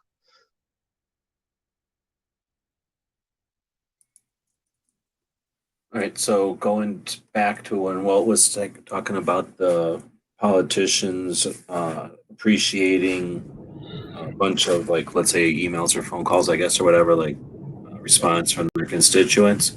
I was just going to throw in there that I bet you, or I suspect that if it happens like once or occasionally, they're probably, them or their strategist going to look at that and think, oh, that was an effective campaign, or an individual had some effectiveness this time. But once that happens repetitively over time, and ideally through different representatives, like, one of them gets voted out or doesn't get revoted in or whatever, quits running for office, and the next one deals with it, and those the bureaucracy, the scary bureaucracy that doesn't get elected, that actually goes through different political, whatever they're called, campaigns, once they start to see that a constituency is aware and active on an issue, that I think is a completely different situation, right? Like then they're like, you know, some new politician comes in and goes, I'm going to be anti-gun, and their whole like crew is going to be like, you can, but you're doing it to your own, it'd be a bad idea. But anyway, so that's where I guess that my concept is like, how do we make this thing a long-term thing? And then going back to what DJ was saying, I don't know if this is the way you were going or this is the way I was listening to it, but trying to go like, hey, I'm going to nag you in a better, fun way, or I'm going to scold you in a different, exciting way, or I'm going to, heap responsibility onto you in a, fresh, new, spicy, exciting way. Like none of that's going to work. But if we just all understand that our enthusiasm and interests in guns are diverse and valuable, because whoever is coming around, whoever the next are, who knows what they're going to be interested in or understand or appreciate. And you can be interested in your grandpa's guns that he used in World War II, or the guns that your grandma made in a factory for your grandpa in World War II, right? And have no interest in self-defense or no interest in political stuff at all. And just be a gun owner who's fascinated by that aspect of it. And that realization might hit some little old mean jerk in some state who's just a bunch of, because of the heat or because of the cold, they're just miserable and they hate. And they see that you're something like them and you don't hate for no reason, then that might give them a pause. And if they see 3 or 4 people like that, maybe they'll start to hate swimming pool accidents or something else that just doesn't, they don't keep finding people like themselves who appreciate this, this gun stuff. So anyway, I think that's the way that we solve it. It's just by everybody digging into what they geek out on, sharing it, and not being scared and having some fun with it, and not being worried if its presentation is great or perfect or as nice as the next guy, none of that crap, and just having some fun and then participate, find some communities, and just people being normal and being weird and being fun is enough. I think that it's going to be really tough to come by and go, oh, they're also all bad and they're all negative. And also, even though they all look kind of normal, they're also all this. It's just going to be really tough to create these narratives when we're not just all hiding. Basically, we're not hiding. It's just that we haven't shared, and then we all go, oh, we have to only work on social platforms who deny our ability to do this. So therefore, there's salt on our tail. I don't know if that's a thing anymore, but back in the day, you'd make fun of a bird by putting salt on its tail like it couldn't fly away. Like it's a ridiculous notion. I don't know where that originates from, but I don't know if the kids understand that these days. But the idea that because Instagram won't let you do your stuff, that you're done, that's defeatist. That's allowing someone else to decide your fate and your destiny. But I'll shut up and let you guys throw on that. And then Woods can solve this whole thing. Well, I'm up. I'm going to go back to a little bit of Smeggy from back in the day. I think we need to change our narrative a little bit and quit talking about only 2A and talk about the entire Bill of Rights. And it's just one of those. And that makes us more reasonable because we're for freedom of speech. We're for freedom of expression. We also want our gun rights and a whole bunch of other wonderful things that make us uniquely American. So quit comparing us to all the other countries, because we're not those other countries. We're America. We're very different than every other place on earth. And then a little bit of what we've talked about, even with Walt, and before that, we've talked about it a bunch of times. I think we keep talking to those non-gun owners, because the elections are going to be based on really swaying the non-gunners. The actual anti-gunners aren't that many people. But yeah, you're right. They're just the vocal ones that we see. So we think we either magnify it or we forget that. But that's. And then there's like Charlie Cook and people like that just keep making gun ownership look normal. Like it's a normal thing. Like I own a lawnmower too. It's not that big of a deal. But as far as fixing the whole NRA, can we just rebrand the damn thing like Yankee used to talk about? I don't know. I think that we probably could. I don't know if that's a bad idea. I just think or I don't know if that's an unfeasible idea. I just think it's a bad idea because it gives in to the okay, I just don't like the concession. I'd rather keep the NRA and realize, have a membership of 5 million, or at least enough of them to realize that it's just a couple of dudes since 1990-ish that have been being a-holes and have progressively relied on the apathy of the membership and the complete disinterest of anyone else. You know, the membership could care less and no one else paid attention, and let these guys be really unscrupulous with a bunch of money, mainly because they would allow, they were the punching bag and nobody required more of them. So they did unscrupulous things. And anyway, I'd rather see the community come together, the membership come together and do something about it, and then have that feather in their camp, that accomplishment, that joint action, to have as a whatever, an accomplishment, like they had in October '77 when the Cincinnati Revolt happened, and the membership all put on an orange hat and told the leadership of the NRA, no, we're not moving to Colorado and becoming a hunting organization. Like they've done it before, and they did it in the days before there was emails. There was just robot dialers and newsletters, pieces of paper that were sent to physical addresses, and that's how they, got people to all bring an orange hat with them and put it on at noon. Unfathomable today.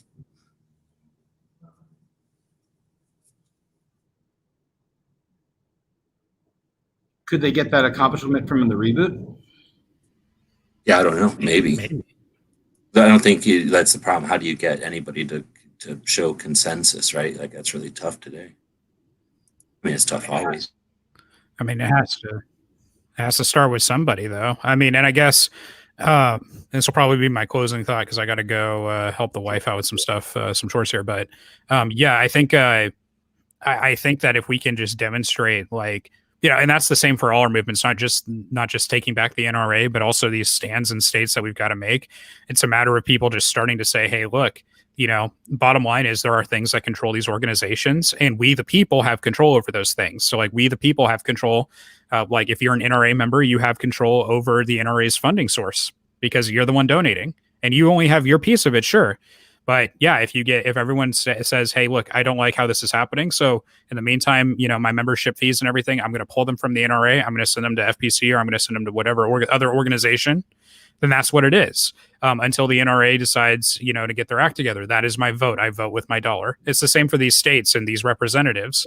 I don't care if it's a California Democrat, hey, look, California Democrats in this state, in this county, in this jurisdiction, they like having guns. They like being able to defend themselves because crime's on the rise and you guys aren't stopping it. Or we like having guns and being able to do shooting sports and we can't compete, or whatever it is.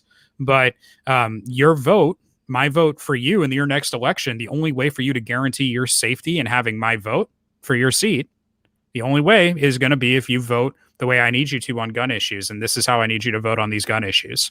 So it can't just be one voice, like you said. It has to be everybody doing that and seeing the example. So I think it's a matter of making those first examples prominent, incentivizing them, rewarding them for taking a stand with integrity, their own personal integrity, and running with it, like, really aggressively. I think that's the only way that we can see that type of stuff get done, because if we leave it to, I don't care if it's an oligarch, a politician, whoever, if we leave it to them, nothing's going to get done. Yeah, they have no interest in doing that. But yeah, on that note, thank you guys so much for having me on. I'll catch you in the future, I hope. Big fan. Yeah, right on, man. Thank you. Go easy. You too. If y'all haven't watched Walt's stuff, go check it out. It's just his name, Walt Anderson. And find link here. Man, that kid's smart. Yeah, and I like. Have you watched any of his live stuff? Yeah, a few of them. But I usually watch his stuff after it's like he's already talked. But I watched like it was live when it was being taped. I think if you watch it like right away after it's live, you don't get the comments. But if you watch it at any length of time, like after it has time to cook or whatever, like you can see the side chat while you're watching, right? Right. Because that's all I'm getting at, is when you watch his chats, the people that he brings in are unique. I've been doing this stuff for a long time, and the people that show up at Walt's chats are unique. and that I really enjoy their whatever banter opinions, like listening, whatever, reading what they're talking about, because they'll, depending on what he's doing, he'll have one or up to maybe 4 people live, and then maybe like a ton of people, but definitely multiple people chatting in the text chat, and it's really interesting, like nothing we see anywhere else.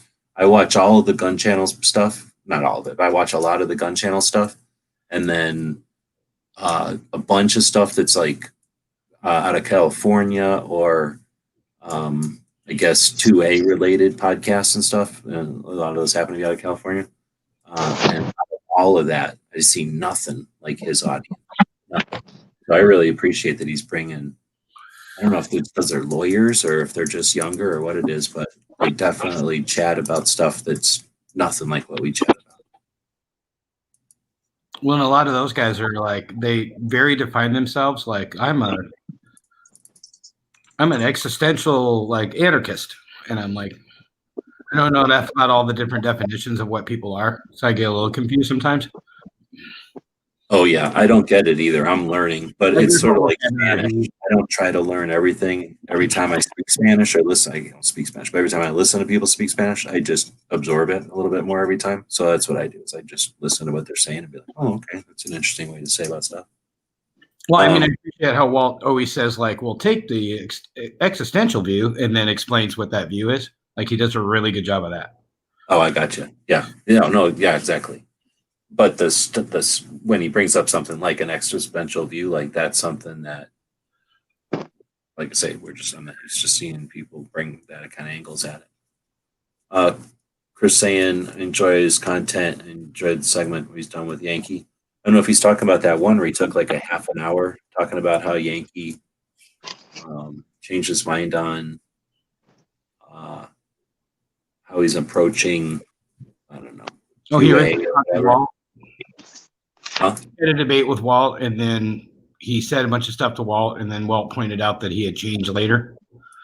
Yeah, how he did like a recent video about that past interview and Yankees changes since. Yeah, that was pretty interesting. Is that the one you're talking about, Chris? Because that one, I watched it just because I'm like, well, I know Walt and I know Yankee, but if somebody would have said, hey, there's a 45-minute conversation, there's a 45-minute talk about a Yankee and interaction with somebody, I'd have been like, no, I'm never listening. Like, you couldn't pay me to listen to that. No, I could give a shit less. But because it was Walt talking about somebody else who I knew, I was like, well, I'm gonna listen to it. What the fuck? And it was actually kind of interesting. I don't know. I mean, I would have never thought to do something like that, but I don't think a Yankee the way other people think a Yankee, I think, right? Like Yankee's just some guy I've been talking to for 9 years or whatever. It's been 10 years or whatever. I don't think of him as being a dude with 300,000 subs that has influence on a segment of the whatever we are, population that's fairly unique. He hits a demographic that's different footprint than most of the other channels with 300,000. Is that what he's got now? Yeah, 300,000 subscribers on YouTube. Like most of them, to get to that level, have to pander or exploit. You have to really be doing 6th grade level garbage to get to the millions. Like sometimes it's got to be stuff that appeals to non-English speakers. I mean, it's got to be visual type of eye candy type of shit. Like it, to get to those kind of numbers, there's not that many kids that care about stuff, right? Definitely not that many adults that care about stuff. I like how recently Yankee's been pretty open about a lot of the times he's just doing a character. Like we all kind of, if you knew it, some of it was sarcasm. He just like fucking with people because it's funny to fuck with people. Yeah, see, I don't think about it that way because I've just known him for too long. It's when you're doing something like a channel, it's sort of like if you're sitting down to play chess with somebody at the park every week, but then all of a sudden hundreds of people are coming to watch you play chess. Like that's just going to develop. And when you're doing that, I guess it's also like if you're at a restaurant cooking pancakes in front of everybody. Like there's one of these restaurants where it's like a sushi bar, except it's pancakes. People sit there and then, you're cooking pancakes and they'll cheer and you do it all fancy and squirt the thing out of ketchup bottles and whatever, fancy pancake situation. And you're just sitting there making pancakes, but all of a sudden there's like hundreds of people that show up and it's televised and stuff, and there's like big cheers that go on. At some point, yeah, you're still making pancakes and people are eating them or whatever, but you're gonna do it differently, you know what I mean? Because there's people that give a shit. So you're gonna have more flair, you're gonna add a little more swirl to your pancake design, you know what I mean? You're just gonna evolve to be doing it differently because of that. And that's how Yankees evolve. So an act, maybe. It's just the way it's the positions he's taken over the years, and then that's just evolved into, I don't know. That's all. It's just, it's just like if a guy who's been tying balloons for a while just kind of evolved into a character of a guy tying balloons. Anyway, I don't know if that's the way to say it either. Anyway, I don't think Yankee sat down one day and said, I'm going to create a character and this is what I'm going to do with it. I guess I'm trying to say it's not that. Like, if it may be at a point now where he's making a differentiation, but I'm almost positive he never sat down to make a differentiation. It just sort of happened. I do like how he gives away guns. Yeah, That's pretty 2A. That's what I was specifically talking about. Well, has a talents for making things more consumable. Right on. Yep. Well, and that's the thing. I don't know. I suppose, yeah, but at the same time, I like his talent for taking on complex subjects and just not apologizing, I guess, just doing it. And with no emotion. He doesn't put emotion. He keeps it no emotion, but yeah, no like ambition to make it a big here and blah blah blah. He's just doing it, and I'm like, yeah, right on. Hitting topics that are, or hitting things with a level that's interesting and definitely not repetitive in any way. Anyway, yeah. So now we're done fluffing up Walt. He isn't even paying us nothing.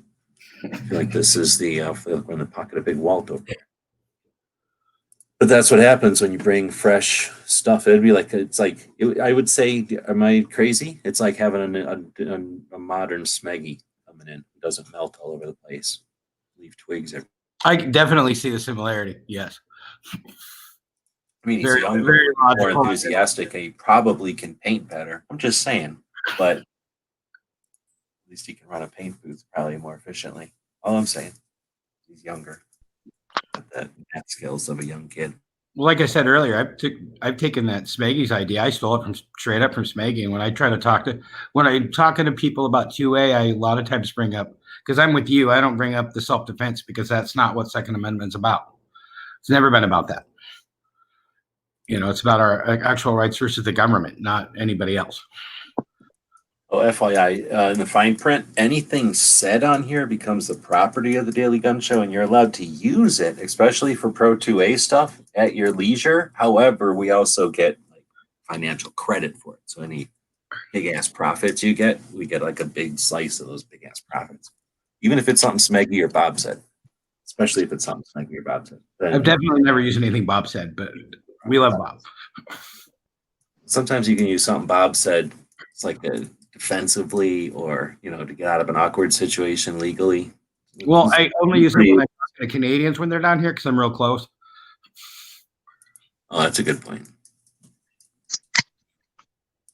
But I've used quite a few Canadian words, I have Canadian vocabulary to get out of a tight jam on What's the road. The Canadian trucker that's been around for years? That's he's Canadian. He's a trucker. He jumps in every once in a while, like he just randomly somewhere. Starts with an F.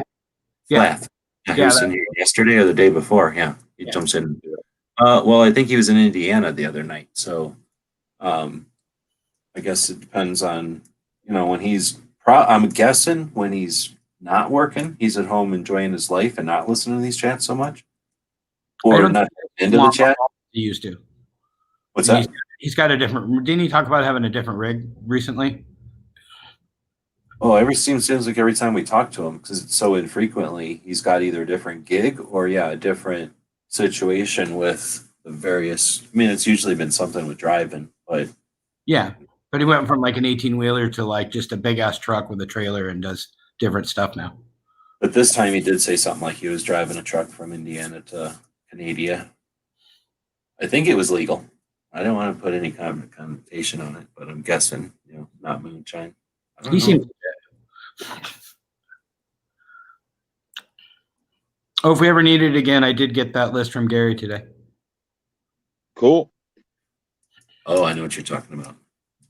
The list of people that hang out and don't chat in the text chat, but just lurk. Thanks. Glad that we do keep that list, and I'm glad that now it's getting circulated around, so a lot of people know. I've got it on a spreadsheet now by date. Well, what we'll do with that list a lot of times is because the list has everybody's phone number and addresses, legal names, like maiden names, that kind of thing, mother's maiden names, all that kind of stuff. So we'll write that stuff in bathrooms when I do the gun show loophole tour. All the people that hang out in this chat but don't actually be part of the conversation, that's what happens is we'll write your names in bathrooms. Weird bathrooms too. Like if it's a normal bathroom, I won't bother. But if it's like a really weird or gross bathroom, that's where I'm writing those names. Full names and phone numbers. It's not quite doxing you. It's like way grosser than that. Worst doxing ever. What? That's like the worst doxing ever. I love it. Yeah, it's not really doxing. It's way creepier and potentially more dangerous. Let's see. I'm going to call it a night. That counts as being in here, so you don't have to worry about getting doxed while you go to sleep. Physical therapy and speech therapy in the morning. Start saying stuff like 2A, and then they'll be like, oh, he's on the fast track. So thanks, Chris, for checking in and hanging out, and hopefully gave you something to do while you're recuperating and kicking. It's good to hear you're still kicking out there. Let's see. Pretty sure I'll go stop that list now. So you say stuff though, and if you're working, it don't count. Like I say, this chat, the audio portion of this chat is for the hardworking, dedicated, real Americans out there. The like Ozzy and Pants and a bunch of those guys. Yeah, Pink is out there working half the time when he's listening, right? Real work, like moving stuff around with his hands. They're not on the list. Yeah, no, that's the opposite. Those don't count. Look at this guy. He's keeping radioactivity from killing most of the central part of the country. So yeah, that's same as working. But we're talking about the people that just sit around lurking. They're just listening. Who knows what they're doing? I don't like to think about it. Thanks again, Gary. Crazy stuff. We've all seen the videos. We know what kind of weird stuff happens out there. They probably like it when we put out that phone number, actually, now that I'm thinking about it. So what I'm going to do is I'm also going to put the phone number, some of their phone numbers in like churches and in like, I don't know, like different kind of rehab situations where they're not going to like getting those phone calls. And maybe political phone calls, because I'm sure they probably love getting political phone calls. I got to go to the DMV here in the next week. I probably could do it there. Oh, there you go. Like volunteer DMV. Like, well, yeah, whenever you leave somebody's phone number in the bathroom at the church, it says call for a good time. You're guaranteed to get a phone call that says, hey, you need Jeebus. Like call me and argue, and then the phone number. I'm against whatever your beliefs are, and then the phone number. I'm available anytime to debate. Thing is, a lot of these people that I'm thinking of would probably be like, hot damn, I got somebody to complain about or whatever, be mean to or whatever. All right, so right on. So yep, some stuff maybe happening out in the world out there. It's hard to know. Thanks for letting me know it got there. Half the time you send stuff and it says it gets there, and then you don't really know if it ever even got there. All right, we're an hour and a half in. It is a Wednesday, which means it's garbage day in Arizona tomorrow. We got when I moved here, we had the luxury of having garbages in the alley. And then I didn't care when garbage day was, because you just dragged your shit to the alley like a civilized society. Because you could just take your garbage out whenever you felt like it to the alley, right? The only time it was ever an issue is it would get full at like Christmas and Thanksgiving, which who cares? Because it's going to happen, right? Like nobody cared at all.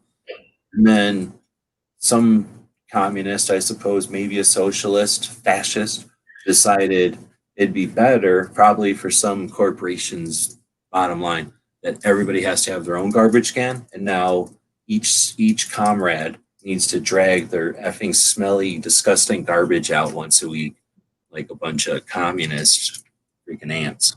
It's horrible. It's like we're living in the Borg society where you have to like look at everybody's garbage now. It's in the front of everywhere, and people hit it, you know, driving around, hit garbages all over the place. It's horrible. Anyway, that's. So doesn't it make it easier for the raccoons now? So it might be them. It's horrible. It makes it easier for communists and raccoons and probably criminals. Probably just hiding there. Asks. I mean, Like if let's say you're a criminal and you're interested in like who's got a new TV. Well, when the garbage is in the alley, you know that somebody probably in one of these 6 or 8 houses has a new TV. But boom on me because I don't know who's got it. Now, oh, this guy's got the new TV because it's in his driveway. So real good communist dictators who made this stupid law where everybody's got to have their own shit and march out every freaking week their stupid garbage and put it on parade for everybody. And you can only have this much garbage this week. Who cares if, well, I guess we're not allowed to congregate anyway, but who cares if it's your birthday or if you had some kind of party for some reason and you got more garbage this week?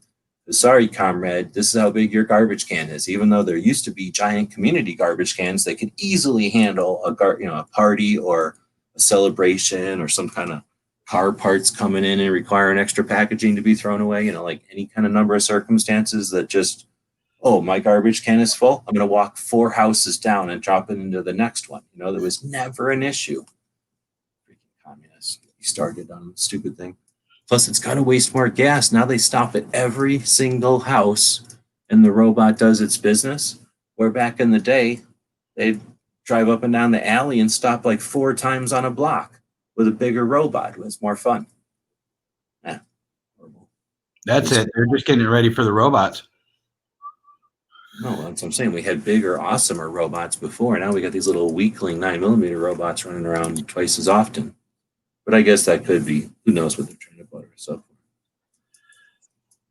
for. Here's the thing. If you dress up just like a garbage can and stand right next to your garbage can when the thing comes by in the morning, especially if it comes by at dusk, you might have a big payday there. Be like, hey, I was just wearing my green hoodie, standing next to my garbage can, and your robot claw grabbed me and chopped me in half and threw me in the back of your garbage pit. Well, barbecue's booked out of here. He's going to go get ready for that. You're welcome. If you get a big settlement, you know, percentage of that would be nice. Put your TV boxes in front of the neighbor's house. Well, is that entrapment? What if you do that and then your neighbor comes home and he's all excited and then he's like, where's the new TV? His wife slaps him around like, new TV, how dare you? Beats him. Did you feel bad? And domestic violence is at an all-time high. Probably because of shenanigans like that. I don't know what goes on in Kansas, but we have respect for each other's trash and garbage here. But that's the thing. I don't like that. Like, yeah, my neighbors are always bothering me. Do you mind if I throw some of my blah, blah, blah into your garbage? Like, number one, why the hell would I care? Like, I don't care. As long as you're not throwing, like, something that's going to get me arrested into my garbage or, like, I don't know, lead or something. Like, I don't give a shit. Put anything, in fact, put lead in there and then tell me so I can watch the robot break as it tries to pick up the lead. But I don't, why would I possibly care what you throw in my garbage? Like, don't even freaking ask me every time.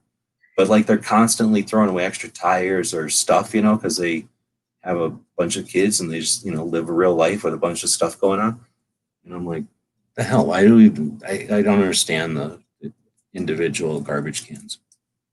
Back in the olden days, where my grandparents were at, you would just take your garbage and put it in your backyard, and then the garbage truck would come up, and the dude would run from the garbage truck into your backyard, grab the garbage can, and sometimes those garbage cans were in the ground. You remember those kind of garbage cans? Oh, and then they would run back to the garbage truck, throw it away, and then run back into your backyard and put the garbage wherever it was supposed to go, run back to their garbage truck, go to the next house and do all that shit again. And usually there was 2 dudes. One would go to each side of the street doing that. That was back in the days of full service when I was a little young kid. That ended. Did your guys have they have a really big garbage can. Like I remember the garbage cans when I was a little kid. They had like their own big giant garbage can, and they would take your regular like 55-gallon garbage cans and pour it into that, and you could do like 2 or 3. These dudes would muscle that all the way back to the truck 100 times a day, thousands of times a day. No, the place where I was at, it was more like a one truck and then 2 dudes. And like I say, one would run one way, one run the other, but then they'd go to the next house and go down a driveway. Like it was house and driveway, house and driveway. There would be no point in taking a bigger garbage can. I remember the one that was, I lived in an apartment where it was like 3 houses for each driveway, like 3 on top of each other. So Right. maybe something like that, but I just haven't seen that.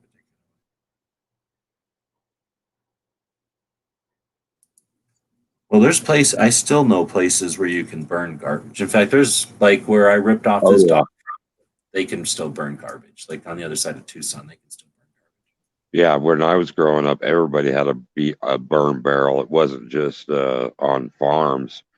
Most of them had a burn barrel and a burn pit. And in town, I don't know. I'm pretty sure that there's an ordinance now, but all the way through the 80s, you still raked leaves and burned them in the backyard. I think it's a factor of if their dump is getting full or not, right? Like if it's like your dump has all the room in the world, then yeah, just throw it all away. But once they figure out their dump is getting full, they're probably like, yeah, burn anything you want because we got nowhere else to put it. Yeah, another thing is that it used to be the city would contract with a single collection service, and the rural way of doing things was to have, you just picked whoever had a truck and would come and get it. And pretty soon there was some competition, and that was healthy for the city and for the residents and also for the quality of service. So, but we pretty much grew up in apartments after 1980, and that we had a dumpster. There was a 4-plex and a 2-plex owned by the same people, and we had one big dumpster in the alley. Yeah, I haven't lived in an apartment since I was a little kid, so I don't remember when I was a little kid. I was too little to take out garbage or anything. But yeah, that would be the shit, right? Where everybody just dumps it in a giant dumpster and they just come by and pick it up once a week or whatever, and you don't have to think about it. All you got to do is walk it down to your dumpster, or if you live somewhere near it, wing it out the window at your dumpster. I guess there that was would never an issue about things that you set to the side of the dumpster either, like stuff that was too big or too bulky, or pieces of furniture and stuff. Those people running the trucks, they didn't care. It's like they're there to pick up the stuff. There wasn't a separate this over here and do this over there and all that other crap. But now they have a collection point by the fire station where it's one of those long, kind of like a long sled of fully enclosed dumpsters, and one's for paper, one's for plastic, one's for metal, that kind of thing. And so the residents do their own sorting and recycling, and it's pretty effective. over where we vote at, which is dumb because it's like a community center in the middle of a forest, not a forest preserve, but like a giant. Well, it's kind of like a forest preserve except in the desert. But next to a community college that happens to be closed right now, but normally it would just be a community college, open from 9 to 5 kind of thing. And then there's a swimming pool there and some baseball fields, but it's like not walking distance to anywhere. Like there's no houses anywhere near it. You'd have to drive to it no matter what. And it's not like near the road or anything. You have to drive way down this driveway to get to it. And then across the whole parking lot, which isn't just like an open parking lot. It's got curbs and like islands and shit so that it's very like a maze. You have to drive down it in certain ways. There's no way to cut across it diagonally or anything. So really complicated, stupid parking lot. And there's no cuts in the middle. You have to go all the way down the entire parking lot to try to make a U-E or something because it's so close together. And it's just a dumb parking lot. And that's where is like what you're talking about. There's like giant garbage dump things for like plastic, another one for a different kind of plastic, another one for glass, another one for colored glass, another one for garbage. It's like, why would you even, I can understand having this near a population center. Like, why would you put this here in the middle of nowhere. Like no one in their right mind is going to drive all their crap over here separated to put it in all these different things. I guess maybe if you're like, oh, I have this can of colored glass, like what am I going to do with it? Like, oh, I know where I can bring it. But it just seems dumb to put all that separation stuff nowhere near where people actually are doing things that create garbage.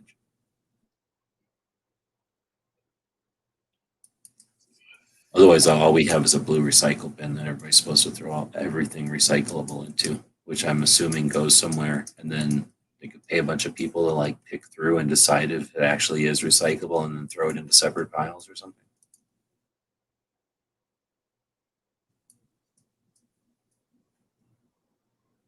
I don't know how you do that. You can magnetize the metal out of recycling. That's about it.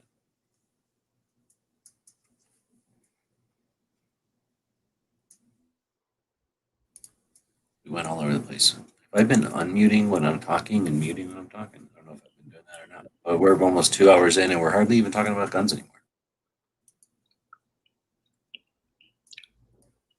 I'm in my 10 days of tyranny here. I bought a couple guns online. I think it's super funny that when I went to my FFL, I'm carrying 2 guns to go and get permission to get more guns.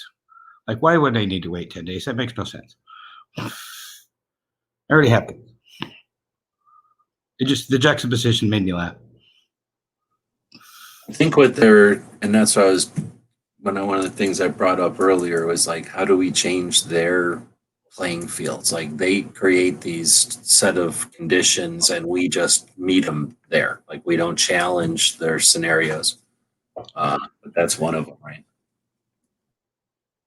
Yeah, that's all about 1639. But you brought up an important point the other day that I'd love to talk about. We can be a topic for another day. But in this last election, was there any gun laws in any state that you're aware of? Because I looked and I couldn't really find any, but that doesn't mean there wasn't. Well, exactly. Like I kept asking people, especially on election night, and then since election night, I've been, I basically don't seek out election, fetish shit. I'm not For sure, yeah. interested in my accurate pieces of it. So I guess I haven't seen anything I guess I haven't looked for anything, but then obviously it comes around. People are talking about it. I haven't heard anybody referencing anything, although there's definitely no shortage of what would be the word, like, even though it didn't happen during the election or at the election, like immediately or during or coinciding with the election, like there's all kinds of stuff going on, mainly because of the whole restrictions and bullshit. And when it seems like a lot of them are all about access. Like if the background check systems are in place, or if the stores are allowed to be open, or it's that kind of like issues, not so much a law that's passed that was anti-gun or a position by anyone that's anti-gun. At least, like you say, I haven't seen. Has anybody else heard anything like that? Yeah, because I thought maybe some of the, like you're asking earlier, like what could we do to organize, but maybe to talk about wherever they're having anti-gun legislation. But and that's one of the reasons I brought that up, because that's one of the fears, right? Is that if they're pulling the strings, in other words, if they're saying, here's what the news of the day is, here's what the news of the day is, then other things are happening that day and we're not paying attention because we're jumping around, nibbling at whatever they decided was the news of the day. And if nobody's paying attention, and then I should say, and the people that are paying attention have nowhere to talk about it to, then it's the equivalent of nobody paying attention, right? So how do we create some sort of, I want to just say infrastructure, mechanism, system to where there is some different structure, system, something in place where it's that beach ball, like, hey, here is something, and it can get bounced around. And the people that are, it's just like in a concert. It's not like everybody touches the beach ball, and it's not like everybody wants the beach ball to go around, or even anybody's paying attention. You might be lighting a cigarette or worrying about what the hell your girlfriend's doing.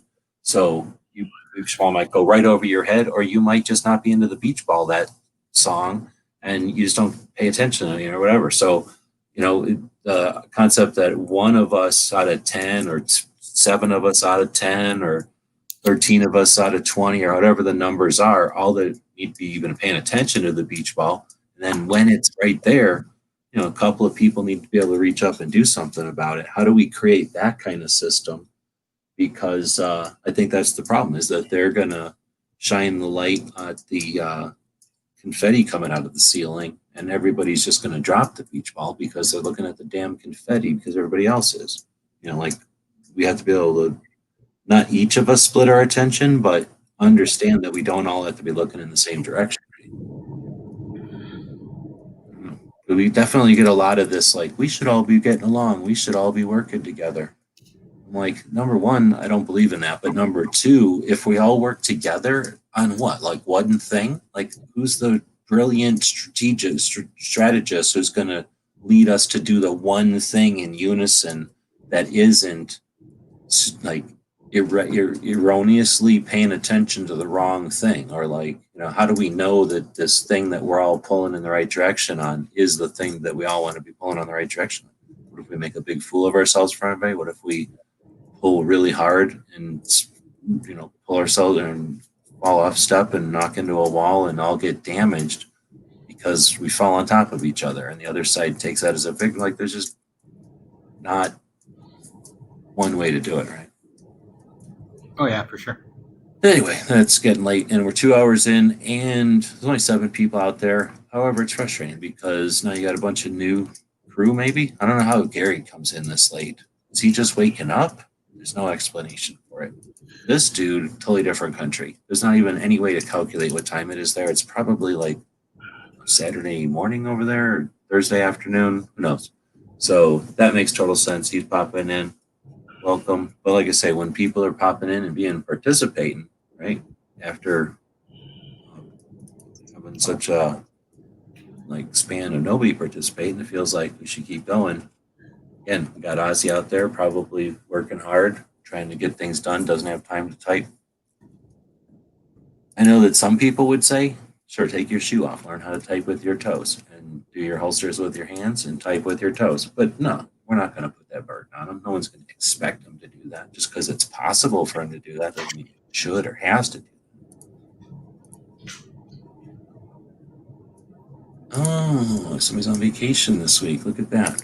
Stays up all night listening to chats. Well, I understand why, because this is the realest of all chats, the hardest of core, and the one that's completely about guns.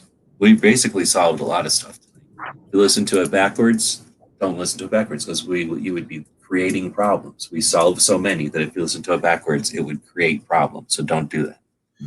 Let's see. It's 5:31. 11:19. That's insane. It is 12 in the morning. So you're 5 hours after me. He's living 5 hours in the future from us. No, 4 hours in the future from you.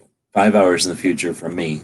There's no way to calculate where he is. Sorry, in the barbecue. Do they even barbecue down under? Is it legal? I don't know. They never put any shrimps on their barbie? That's true. That's definitely a thing. We pretty much understand your culture because we've definitely been immersed in it over the years. Like we know what a knife is. We were all criminals. I've watched all 3. 4 now. Have you seen the new Crocodile Dundee where he's like actually the actor who plays Crocodile Dundee, but it's a movie about the actor who plays Crocodile Dundee dealing with being an actor who played Crocodile Dundee, sort of thing, like a meta type of movie. Paul Hogan is still alive? Yeah, and it's really good. Have you seen the new Goddamn Van Damme movie? So he made a movie where he's Vod Van Dam Clam or whatever his name is, and he's playing himself, who is a 1980s movie star who's washed up, who was a spy, I think, and is still a spy, whose undercover gig is that he's Goddamn Van Clam or whatever his name is, and it's really meta. It's really good. And the Crocodile Dundee one is similar. It was pretty good. Very you'd have to watch the old movies and appreciate them to understand all the stuff they're making fun of. But Right. It yeah, sounds he's very still alive, and it was worth watching. If you like Crocodile Dundee and you didn't hate it, I think you'd like to do it. It sounds like very much like My Name is Bruce by Bruce Campbell, where a town hires him to fight monsters, and they hire Bruce Campbell, and he's like, "I'm just an actor." I don't Oh, know. really? Because there's Yeah, he another. plays himself. My Name is It's Bruce. his movie. He produced it. There's another one called My Name is Bruce, where it's a guy in like Chinatown from like the mid '80s, and it's a ripoff where everybody thinks he's Bruce Lee. Oh, that'd be good. And that's whenever that one you're talking about came out, I never seen it because I was offended that they were ripping off that one that ripped off a Bruce Lee movie. So I've never seen the one you're talking about. But I was aware. But maybe I'll watch it now that I don't really care anymore. It's pretty good. I don't mind that guy. I liked him a lot in Bubba Hotep, I think. Oh, that's amazing. A couple other ones. All the Evil Dead series are amazing. What's going on here? Oh. In their Come first take a day because every day is good in Australia. And then he's saying if you're trans POC anti-gunner, then yes. So what's a POC? I don't know what that is. So you're very immersed in your culture. Other cultures, when they join us on these chats, they are sometimes overwhelmed with how immersed we are in their cultures. Like we sometimes can see 3 or 4 movies about your country. Like we know a lot about your countries.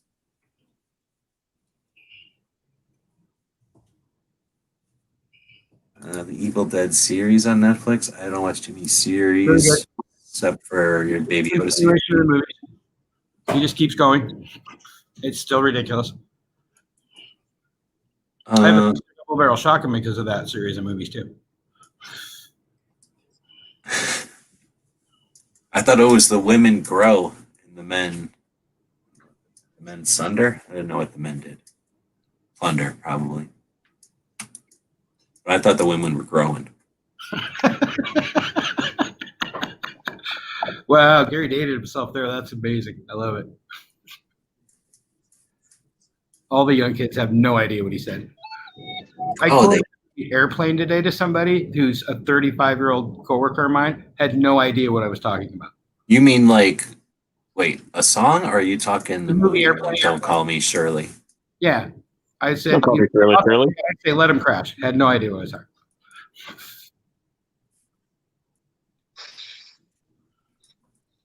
Women grow like they got taller. That's the thing. I'm not short, so it always appealed to me to have tall women in Australia. I figure because of the weird gravity y'all got down there, you don't know what the hell ends up.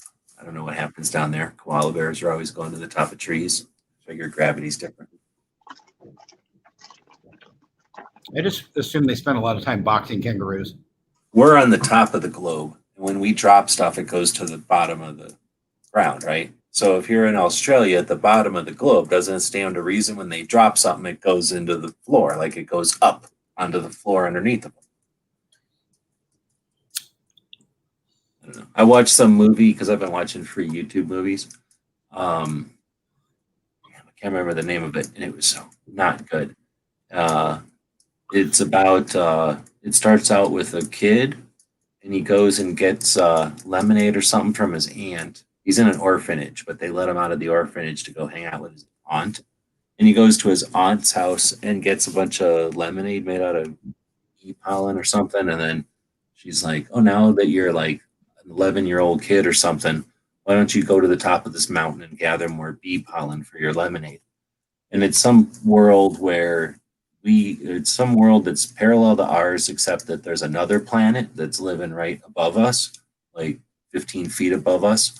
So like a tall building could reach into the other planet, and their planet goes one way of gravity and our planet goes our way of gravity. And you can't go to the other planet because you'd fall backwards to your own planet all the time. So if you had like a fork on this planet and you gave it to somebody on the other planet, it would fall up from their planet and fall back down on our planet. If that makes sense. So anyway, I figured something like that's going on in Australia. It's this weird movie. So like basically, you're not supposed to go to the other one because you would fall to the other one. So they do stuff like take a bunch of lead from the one planet and put it in your pockets, and now you're going to be weighted down on their planet and you can walk around, right? But there's some stupid rule where if you hold on to something from the other side, the other planet, too long, it starts to burn. So they can't do it for that forever, basically. So at one point, and I'm spoiling it for anybody who ever figures out what this movie is and decides to go watch it. It's a love story. So the one dude is trying to go to the other planet to hang out with this chick, obviously. So he goes over there and he's hanging out, going on a date or something. And at some point, the lead bars that he's holding on to are burning his hands or whatever. So he has to like run away. And he's getting chased because the cops, of course, don't want you to go to the other planet either. So, or maybe the corporation, I forget the evil thing that's keeping you from going to your girlfriend.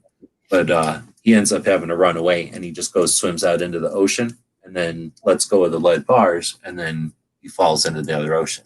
And I'm like, that's actually kind of neat. Like, I would think that would just be a ride. Like, people would just do that on weekends because it would be super fun. Like, you'd be in one ocean, and then you would just let go of some weight, like a rock or something, and you would just fall up into the air. At some point, you'd be almost weightless, and then you'd just fall down into this other ocean and make a big splash and swim away. Like, you would think that would just be the funnest thing to do on weekends between them two planets if that was the way things were. Does it go back the other way? I guess technically, like, what happens at one point is there's like a mountain that's where the boy and the girl meet. Is like they both go to the top of their own mountains, and the mountains are so close together they can basically climb a tree and go to the other side, without having any special magic or anything. And at some point, I don't remember if they do some kind of magic or if they drink some potion, but yeah, basically, if you go right to the middle, you just sort of hover. And like, I guess, even though these whole worlds have existed throughout time and there's all this infrastructure and all this, nobody's figured out that even though there's mountains that you can walk up and be, like I say, halfway there, basically, nobody's figured out that if you just like make out in the middle, that you just hover, because one of them's going one way, one of them's going the other way, and they're hugging each other, so they just hover. Anyway, again, spoiling it all, they have a baby, and the baby can hover also, basically can just go on either side. And then it's over, because as soon as babies can go on either side, there is no sides anymore.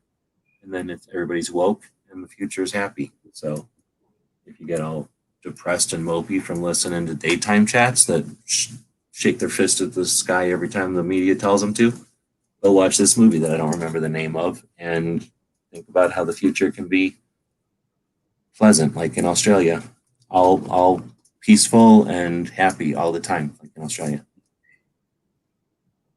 Sadly, the Australians know very little about America except for what they see on CNN. I imagine that's the case, but how could you even know? It's just, I think we're about the same size, literally, except that we have 50 states, and I think all your states are around the edges. I'm pretty sure Australia is very much like a pizza. All the civilized land is around the edge of the pizza, like the crust, and all the good part of the pizza, like the cheese and the sauce and all the good stuff, is in the middle, and it's ignored. Like the Australian people just hang out on the crust and they never go into the center because they're scared. And then, I don't know, like the natives hang out in the center and just enjoy all the cheese and toppings, hang out. And that's where all the like cool animals are. It's like the zoo. The people and like you've seen one of these shows where they'll have like a giant wall around their city. That's what it's like in Australia. There's like a wall at the edge of the city and they look out into they call it the outback down there. And then they look at the different koala bears and lions or whatever they have. Oh, look, see, your cheese was dirt and drought. Yep. And then they got that giant rock that's sacred to the Australians. I know all about Australia. We know all about you people. We watched The Crocodile Hunter too, the last real life superhero. That show I hardly ever watched. I never really. Oh, I love that show. Was watching TV in those years or whatever. My favorite episode is somewhere kills his dog. And they cut the camera, but he clearly goes after those fuckers with a rifle. And this is a guy that wrestles alligators on camera all the time. Owns his own zoo. Oh yeah, I would wrestle an alligator, especially wild ones. All their energy comes out in the beginning. And if you step on their foot, they get all offended, and half the time they'll just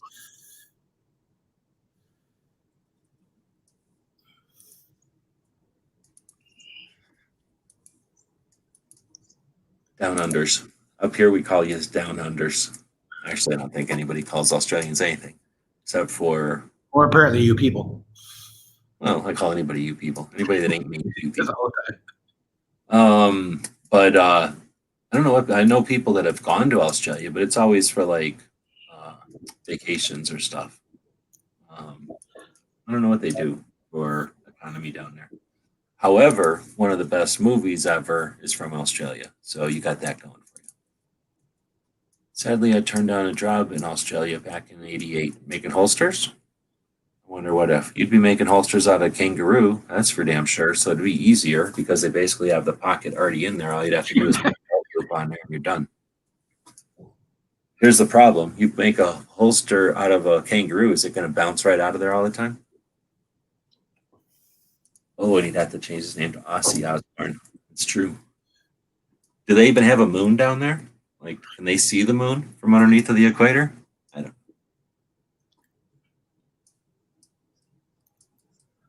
Maybe see it like, is it a sunset all the time for them?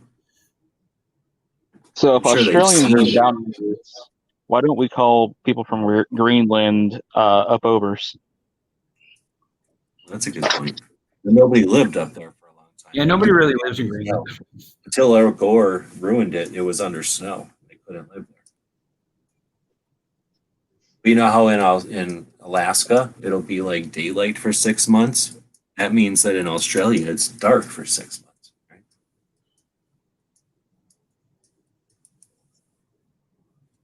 Sunset on Liberty. Croc skin holster. I've got some fake crocodile skin, but I think it's actually made out of something that's just squished into the shape of alligator. It's like chicken or something, some kind of bird skin.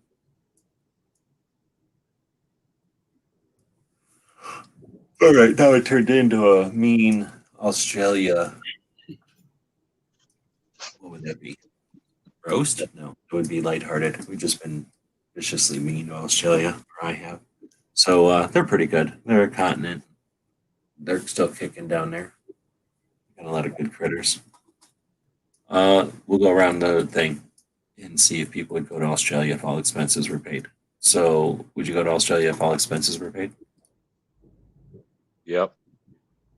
I had a roommate in the mid 90s who sold and serviced genetic testing machines. And he had 2 universities in Australia that he was in charge of. And he got to go like twice a year. And yeah, the stories and the pictures were just incredible. I'd like to go to the north myself, away from the population centers. Woods? Vlog's not going to like my answer. Can I just go to New Zealand and stop? Oh, snap. For nerd reasons or for some other reason? Well, my wife is a super nerd, so if I took my wife to the friggin' hobbity holes and shit, that would be the greatest thing ever. That's what I'm saying. And that's not like you have a problem with Australia as much as you'd get in trouble if you went all the way that far and didn't go look at the Hobbit land, because Right. people are that into that. Barbecue. Actually, Woods kind of stole my answer, where I'd just rather go to like New Zealand. Definitely wouldn't want to go to Australia. They got spiders the size of beagles and all the damn snakes. I'd just rather not. Oh, really? I figured because of the whole barbecue thing. So you're just scared to go compete with their barbecuing, or you're not? Oh no, anybody can Shrimp? barbecue shrimp. Shrimp's easy. Oh, snap. I mean, now he's going to get pissed because we definitely weren't. So in Australia, do they just call Outback Steakhouse? Like they don't use the word Outback because they're already in the Outback? Well, they probably have America steakhouses, and in USA steakhouses, it's just like they make a steak and then they put ketchup on it. What's kind of like IKEA in Sweden? Is it just called the store? Yeah, like if you go to Switzerland and you just order cheese. come all weird with holes in it and whatnot. What kind of food do Australians eat? You never hear of Australian restaurants here. Outback. Oh, I guess Outback Steakhouse doesn't count. Neither does Vegemite. From what I understand from watching movies, it's like a lot of what do you call it? Like mixed cuisines because of all the different cultures that hang out there. I thought it was just Vegemite sandwiches. And then, of course, koala bears and kangaroos. Sharks, maybe? They eat a lot. There's a lot of sharks down there, from what I understand. I don't know if I would go to Australia. Only because it's as big as here. So to really see any of it, you'd have to spend some real time. And I don't know. I've spent a lot of time in this country, and I don't know if I got enough time left on the planet to go start seeing the rest. You know what I mean? I'd like to continue seeing this one, I guess. So I don't know if I had all expense trip. I think I'd aim it towards here again. Not that I have a problem with it. It's just like I say, so much time spent here. I'd rather just keep accumulating time on the clock here than start comparing what used to be here with what is elsewhere.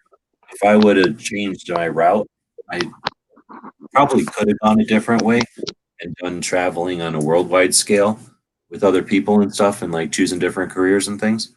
And if I would have started when I was younger doing worldwide travel, I mean, definitely I'd be all over the place. I can definitely understand that.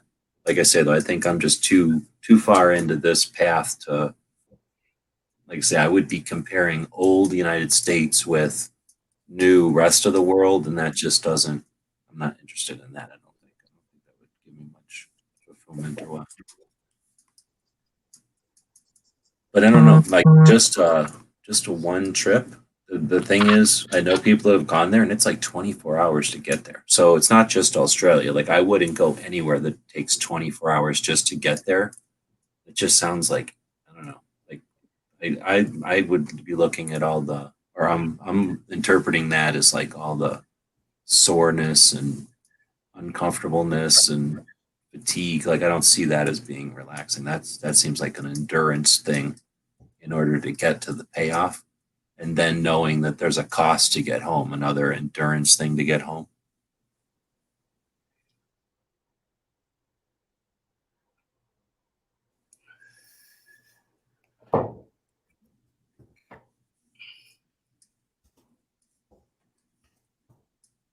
So yeah, been to Belgium, didn't see any waffles.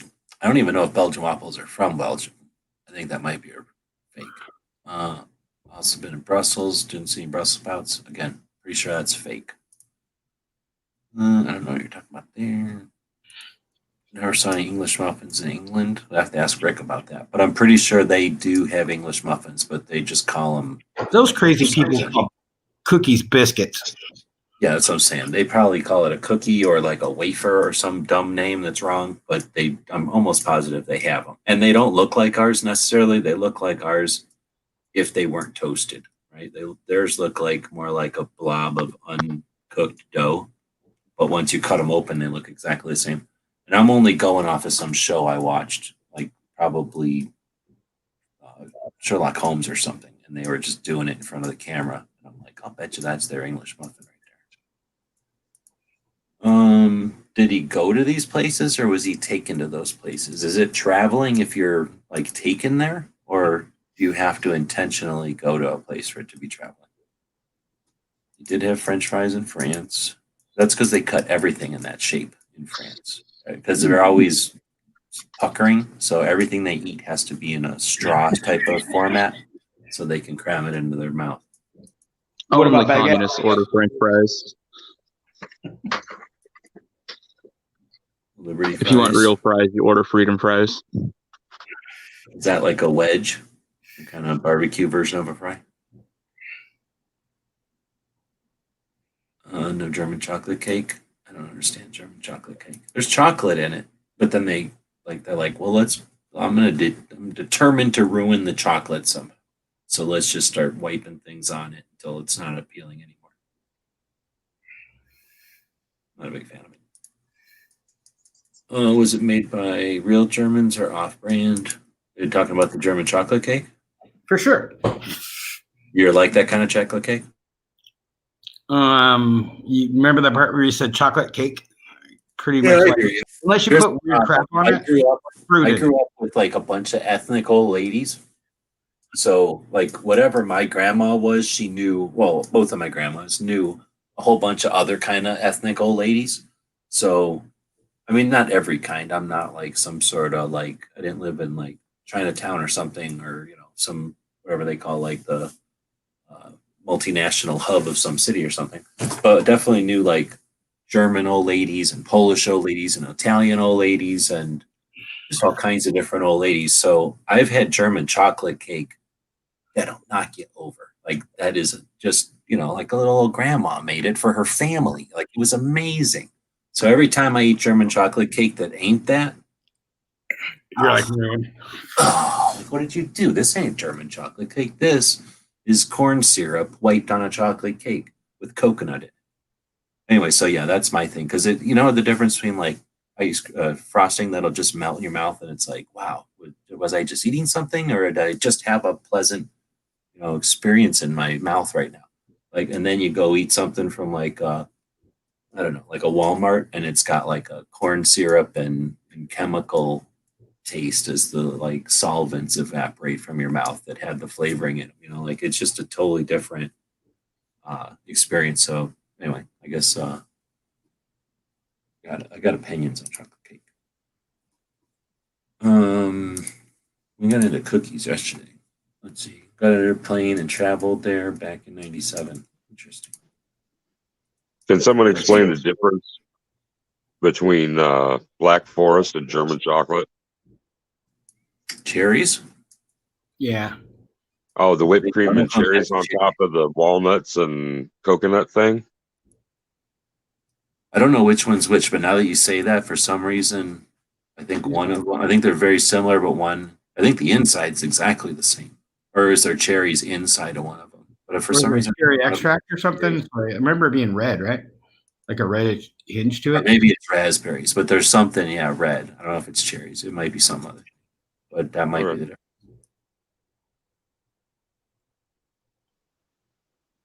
Yeah, I'm not a huge fan of either one of the cakes, but if you like had a piece of cake, I'm not going to say no to a piece of cake because I'm not like a terrible heathen. Fries with tannery. Dad is great. He gives us chocolate cake.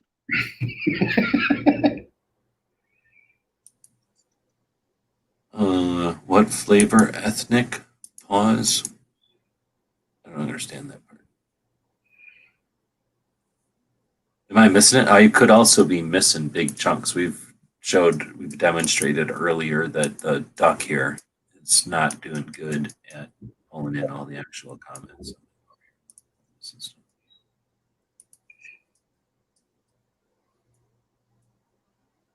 I could confirm I don't get it either. Australian joke, maybe.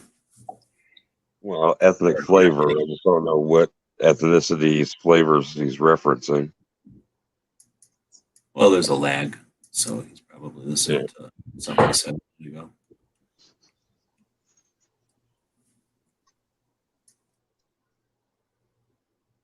ago. I don't know what cursed is.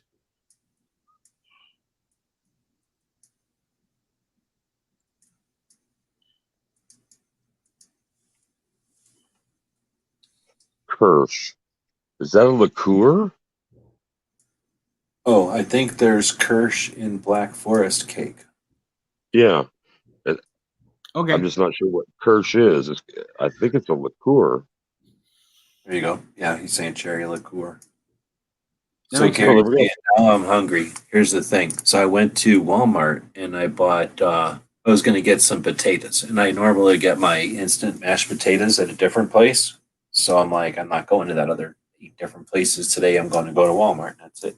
So I decided to go to their instant mashed potatoes. I don't know if anybody ever eats instant mashed potatoes before, but I'll often get them and then use them in different ways when I'm making stuff. And am I the only one that's ever eaten instant mashed potatoes, or is anybody I else? eat literally all the time. I even have an official pot that is my mashed potato. It's a mashed potato in my house called stir potatoes. Okay, so I normally go to my $1 store and I get the cheapest ones I can get because I'm like, they're fucking instant mashed potatoes. It's mashed potatoes dried out. Like I don't need anything fancy about that. But then I was forced to get some kind of fancier version because I was at Walmart and they're all snooty about their mashed potatoes.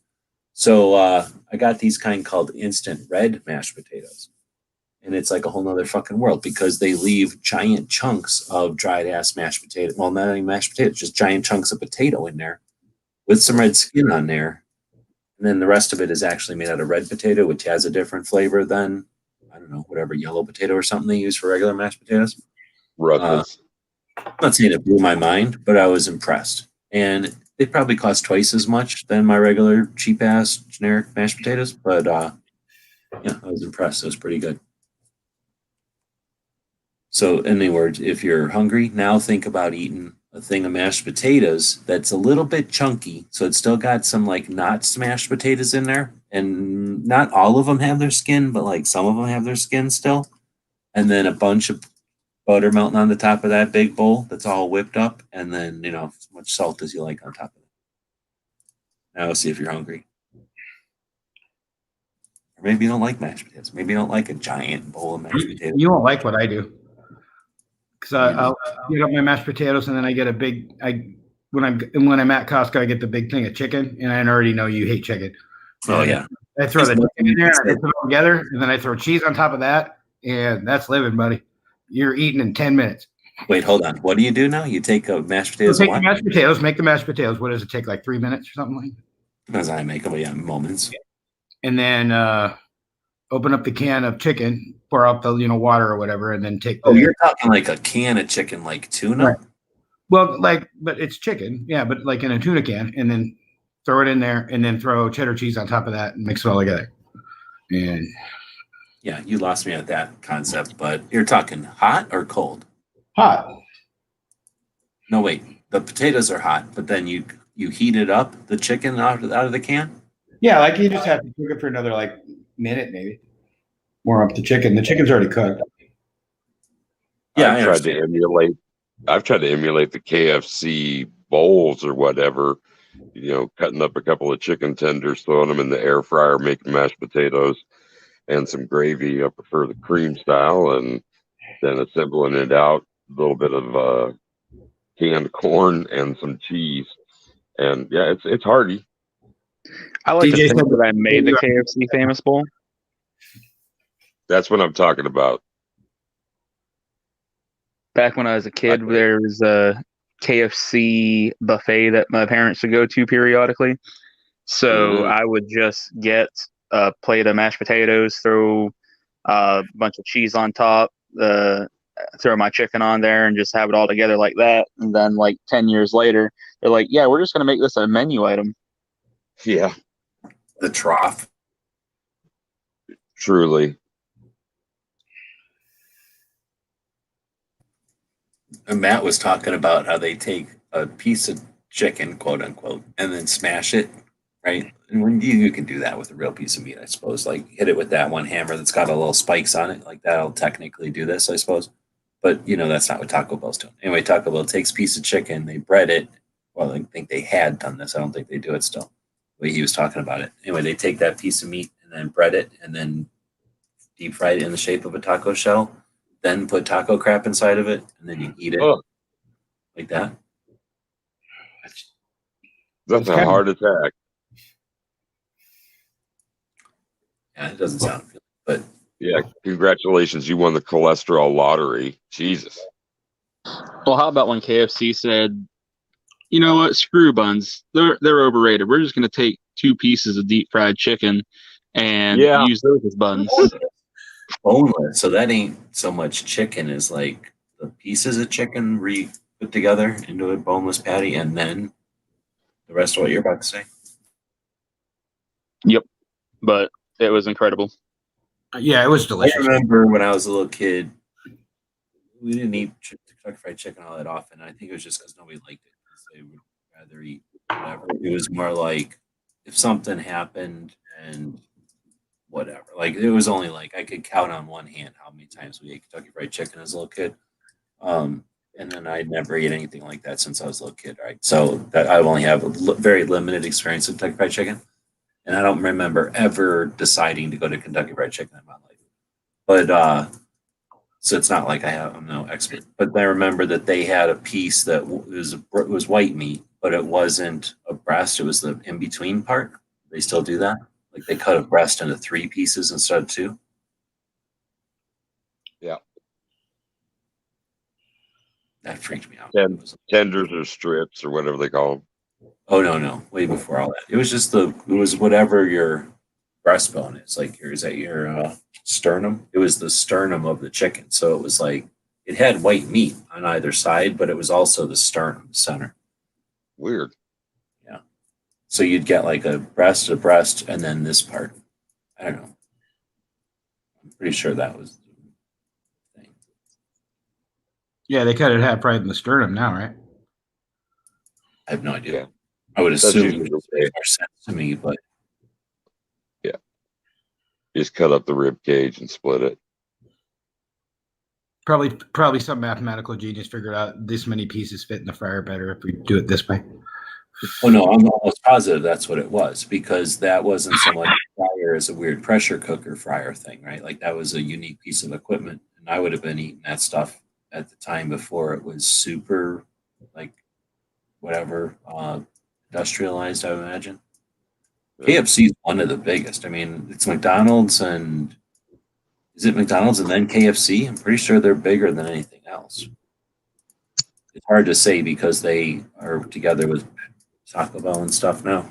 But I mean, they don't go buy off the shelf pots and pans. Like they decide what they want, and the pots and pans are created for them, around the world because they have so many restaurants. Like they just don't go buy a pot. You know what I mean? So they don't have equipment that isn't 100% catered to the recipes anymore.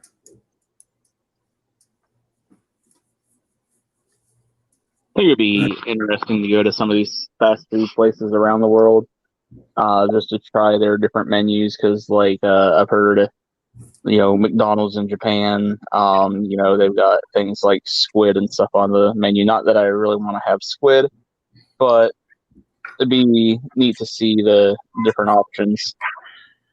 Yeah, everybody talks about like, oh, I'll go to McDonald's in another country because I want consistency. But I mean, they'll probably still have them in some of the menu items. But yeah, there's regional stuff there. So if they're used to eating fish, it'll be fish on the menu. It won't be hamburger. Yeah.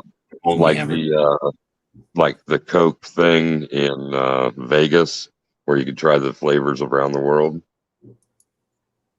Well, heck, the last time I went to a Fuddruckers, it was basically like that. I mean, maybe not. Well, I don't know, dozens, at least a dozen or more flavors. I mean, pretty much everything you could think of, with a cherry version, a diet version, maybe even a 10-calorie version. Like it had a pretty impressive menu. I got sick of looking at stuff before I just went to Dr. Pepper because that's all I ever get anymore.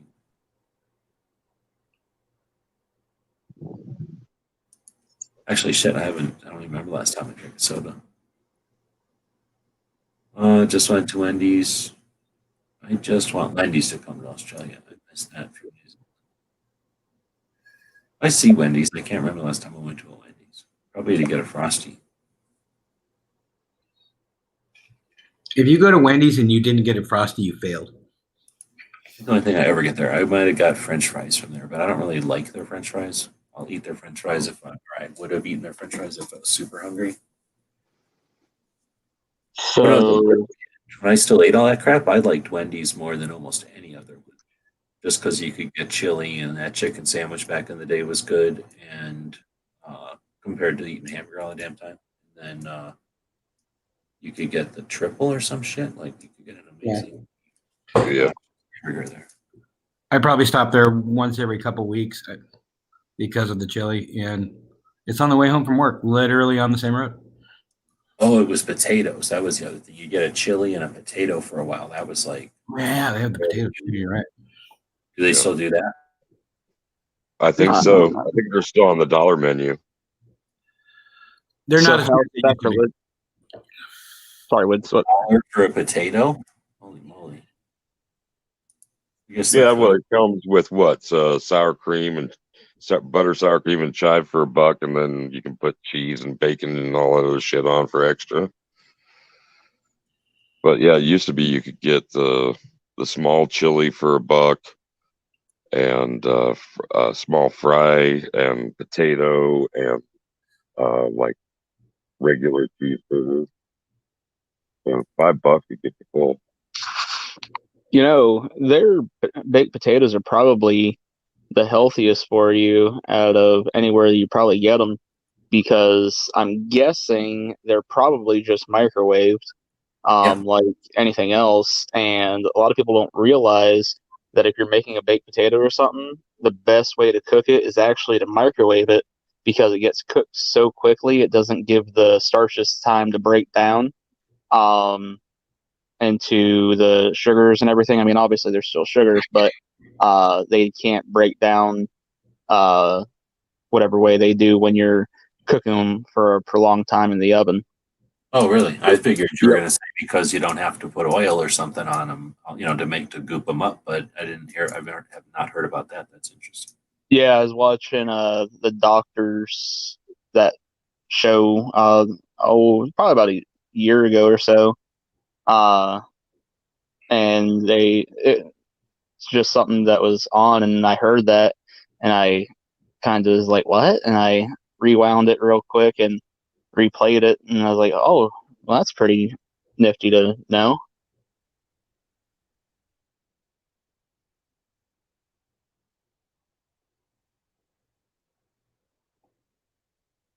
So I can definitely remember going to Wendy's. Like, say, I haven't. Well, talking about that chicken sandwich or whatever, I haven't eaten anything like that since 1989. So it's been a while. So I don't know. I'm sure you, even if you haven't been eating stuff since that long, like you probably can't remember all the different versions of all the stuff that's been going on in fast food restaurants. But back then they had a buffet or something going on at Wendy's, and it was fairly unique. It was a salad bar. Yeah, the salad bar. And you could get up, and I think there was like potato bar or something. And I remember going there quite a bit, and that was sort of like a step between going to like a real restaurant where you'd go in and it wasn't a car involved at all. You'd park in the parking lot, go in and eat, wait in line sometimes to eat, and then a McDonald's or something that was basically all carry out. So then they had Burger King had a salad bar. We had Burger Kings around, but it was like Coke and Pepsi. If your parents didn't drink Pepsi, you were drinking Pepsi. I didn't know anybody that went to Burger King. The only time I ever went to Burger King is when we were older and we had cars and we could make our own decisions on stuff. Like if a girlfriend or something wanted to go to a Burger King, then it was like, yeah, I go to Burger King all the time. What are you talking about? Yeah, Burger King makes me burp flame broiled flavor. It's just not a pleasant thing. But in the 80s, they had a salad bar thing going on, and they put out a really good salad bar. It wasn't just iceberg. There was also like a spinach blend, which wasn't even a thing at that point at most salad bars. They had like this artichoke pasta salad, and I would just mine it for all of the black olives and all of the marinated artichoke hearts. And then other salads and pretty good dressings too. I think it was like $2.50. It was great for like after church.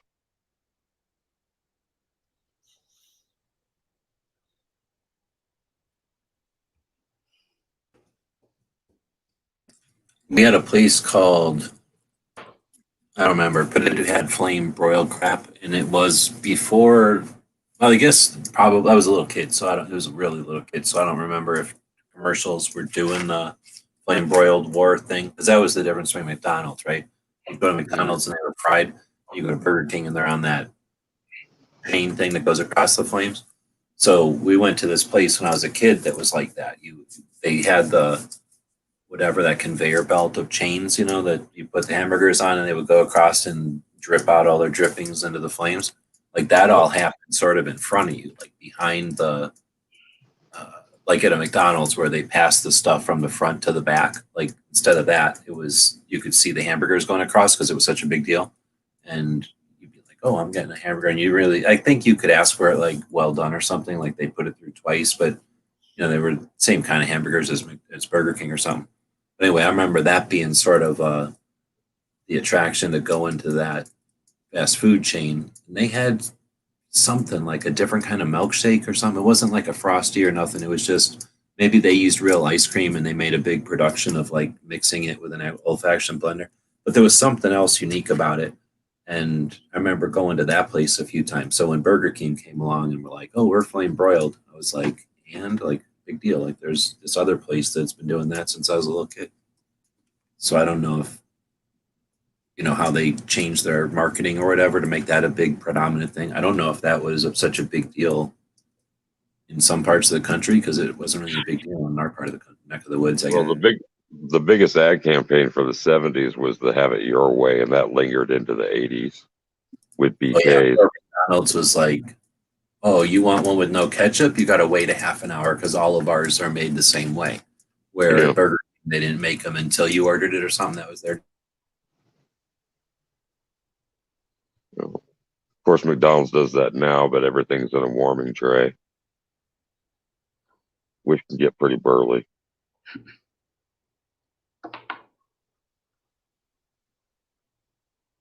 There's a great local chain of Greek restaurants, and they have a big-ass open grill, and they kick out steaks and burgers like nobody's business. Oh, man, how different would the United States be if a Greek restaurant, instead of McDonald's, would have become a McDonald's? Oh, yeah. How awesome would that be? Instead of eating French fries all the time, people are eating like grape leaves. Mm-hmm. Spanakopita, Theropida, Dolmathes, Keftedes. Totally. It And a sounds lot of white fish with olive oil and garlic and lemon. Mm. Yeah, I'm out on the fish. Living where you live, you're out on fish? How is that even possible? Man, I've eaten so many damn fish sticks and salmon in my life. I'm out. Yeah. They eat all kinds of lamb, though, and they got other meats. They eat stuff besides fish. Yeah, but he's actually got a saltwater source out there. That's something I would give my eye teeth for. Jesus. No, I'm talking about Greek food, though. I know I have to dodge kind of meats on the menu. Yeah.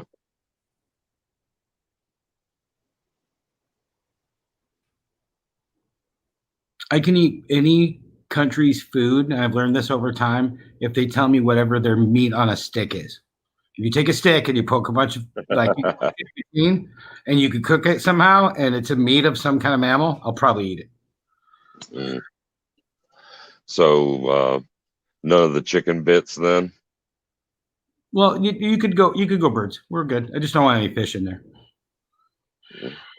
What about like a lizard? I'd give it a shot. I've had alligator before. Cat. Well, not over zombie apocalypse, no. Because I have a cat in the room. He might be offended if I said I would eat him.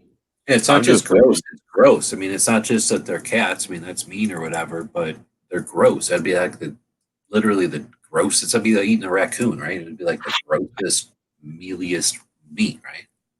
Well, it could be all stringy because of how the muscles work if they can jump like that. Yeah, and it's like, it's got to be the grossest thing. And the only reason I'm saying that, not like I have any experience other than if it was good, we'd be using them like chickens and eating the hell out of them. You know what I mean? If they were good, we'd be eating them. That's all I'm saying. We'd pick a different word for it, like beef. Yeah, exactly. They'd be like lobster cats or some shit. We'd be, Sea cockroach.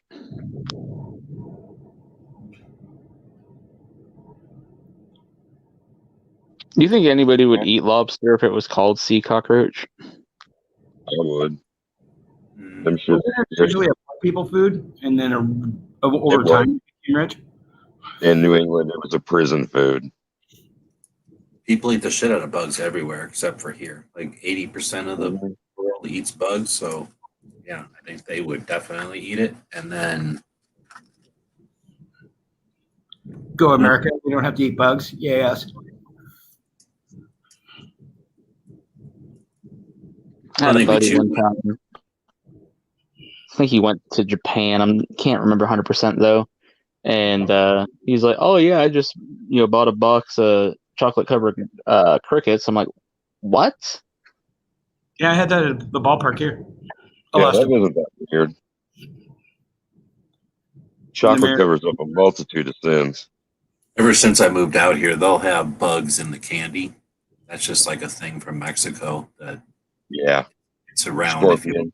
look at it. But I don't know. I thought it was just like oh, I'm gonna get this for my kid, and it's like a joke. But it's people eat that shit. They like it.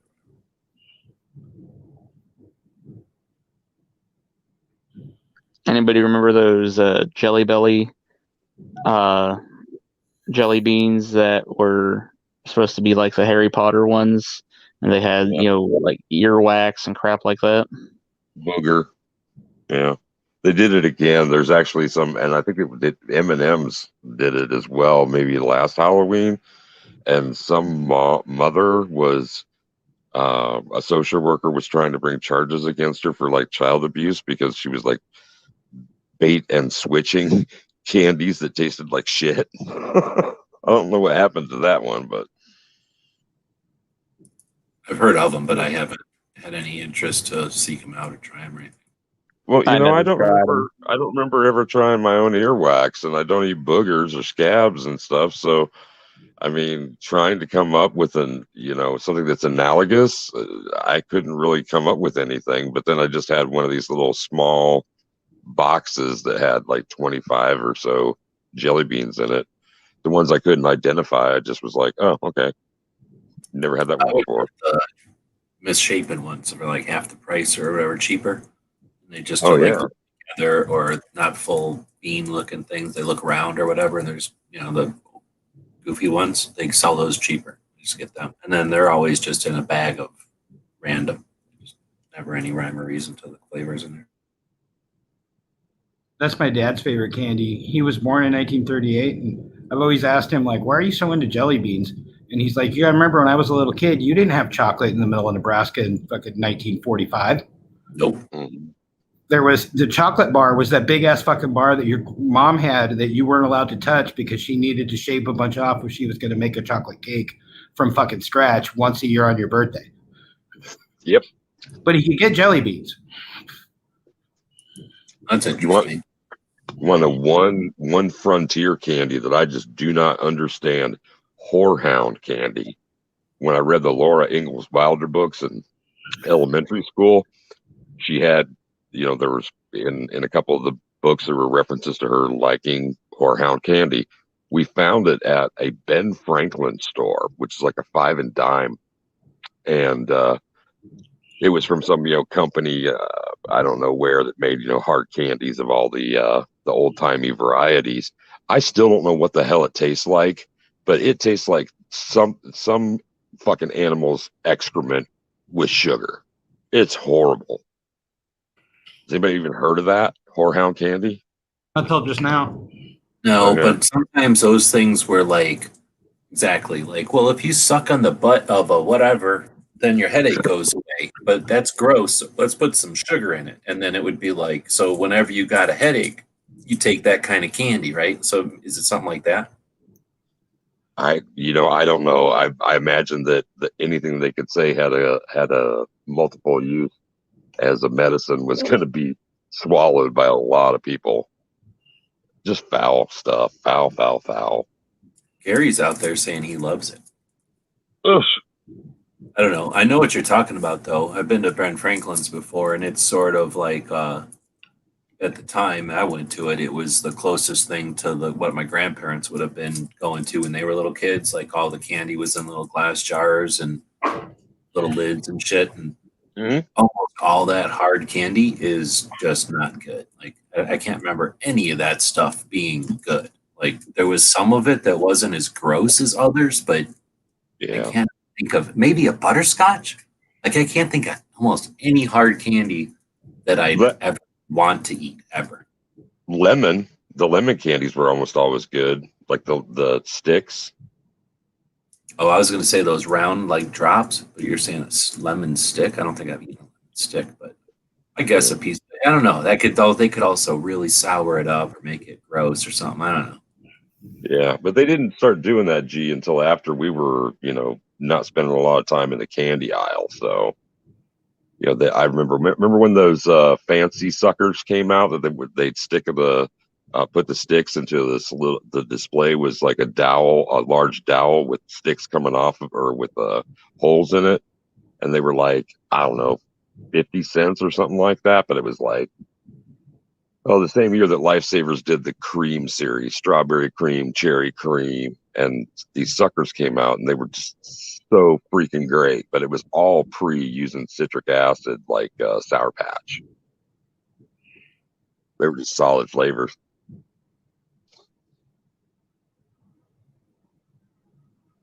Excellent. We've solved candy as well. It's kind of shit we take care of.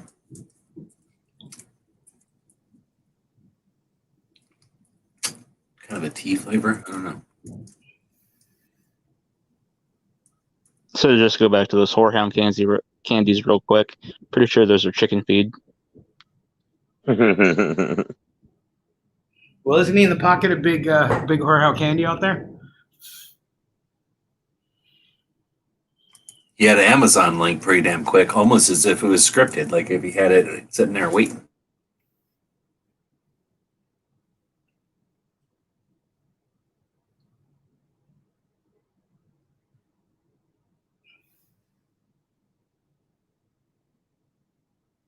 We've been sitting here talking about food, somebody's sitting here eating a pineapple.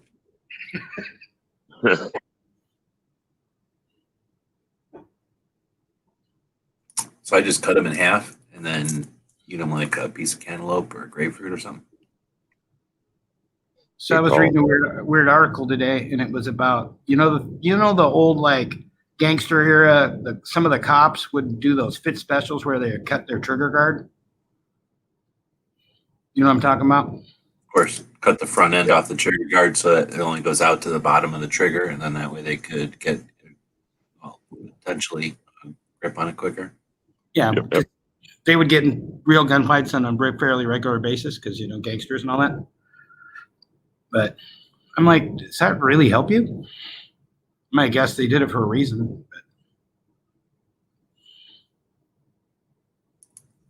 Well, they'd almost always barb the handle or the hammer also.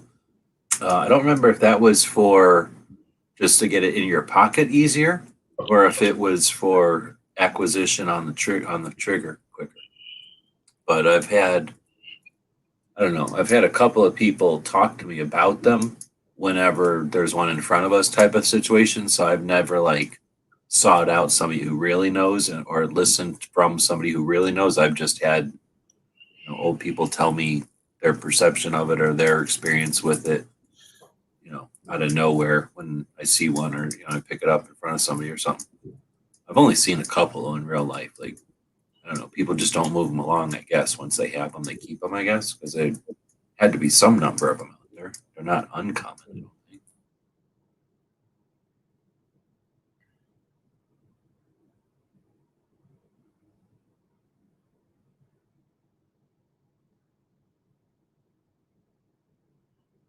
Well, we made it to midnight, gentlemen. I'm going to go to bed.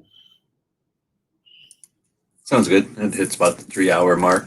Have a good night, Wood. They cut the guard because of gloves? I guess it could be because of a cold thing.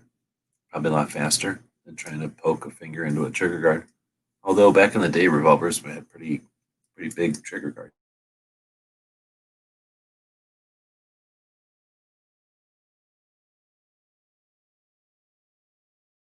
All right, well, if I quit eating this pineapple right here, I can leave some for the morning. So I think that's what I'm going to do.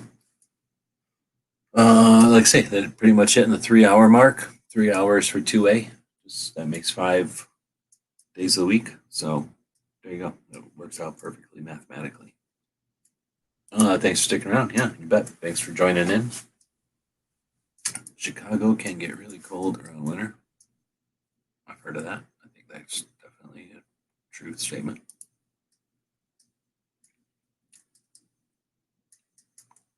I would often eat a Tootsie Roll. I was a fan. I would definitely trade for Tootsie Pops and stuff on Halloween. I don't think I ever bought a bag of them, but I have eaten a ton of Tootsie Pops. And I would definitely. I'm a fan of just biting at the. I don't know what they call that. That band that goes around the round part. You just bite that a few times and it just shatters. So you can get to the Tootsie Roll pretty damn quick. I never even bothered licking it, dude. The stick just makes it easier to bite the candy into two pieces. Of course, as I say that, my teeth are falling apart, so that probably had something to do with it. All right, well, these two ain't even saying nothing. I don't know if DJ's. Am I just noticing it, or do you not have a logo now? And you've had one before. Spent all that time making him a logo, and he doesn't even use it. No, yeah, he had one before. So I don't know. Maybe that's an indication that he's not totally in here. You know what I mean? When it says device not ready, it sometimes lets you in, even though it says device not ready. Oh Now, yeah. there was a reference earlier in the chat to monkeys, like getting all the monkeys, and then I brought up the 100th monkey, so I switched over to the David Lynch monkey that's on the screen now.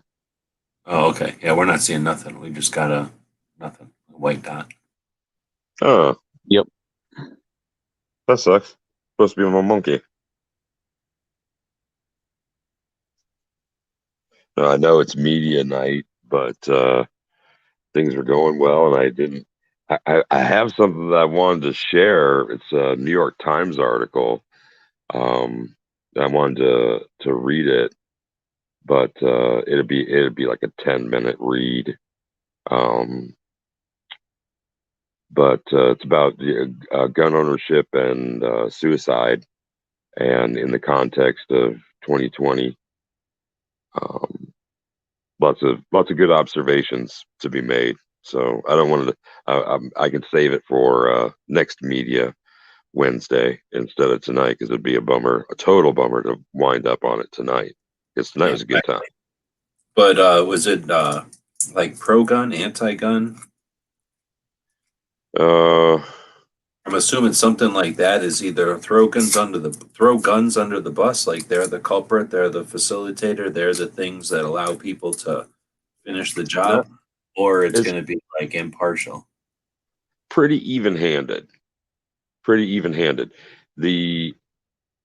The first two times that I read through it, I didn't find anything that I immediately disagreed with or wanted to call into question, other than having to, look for the citations of some of the statistics being used in it.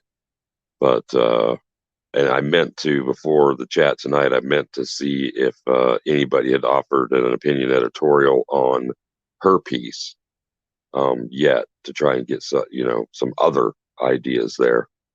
But yeah, I'll dig into it a little bit deeper. Maybe by next week, I'll have something I want to share with anyone else, with others. But for anybody who wants to do that ahead of time, it was published on 17th or 18th in the New York Times, and it's if you just do like gun suicide search with the year and date, and it'll pop up.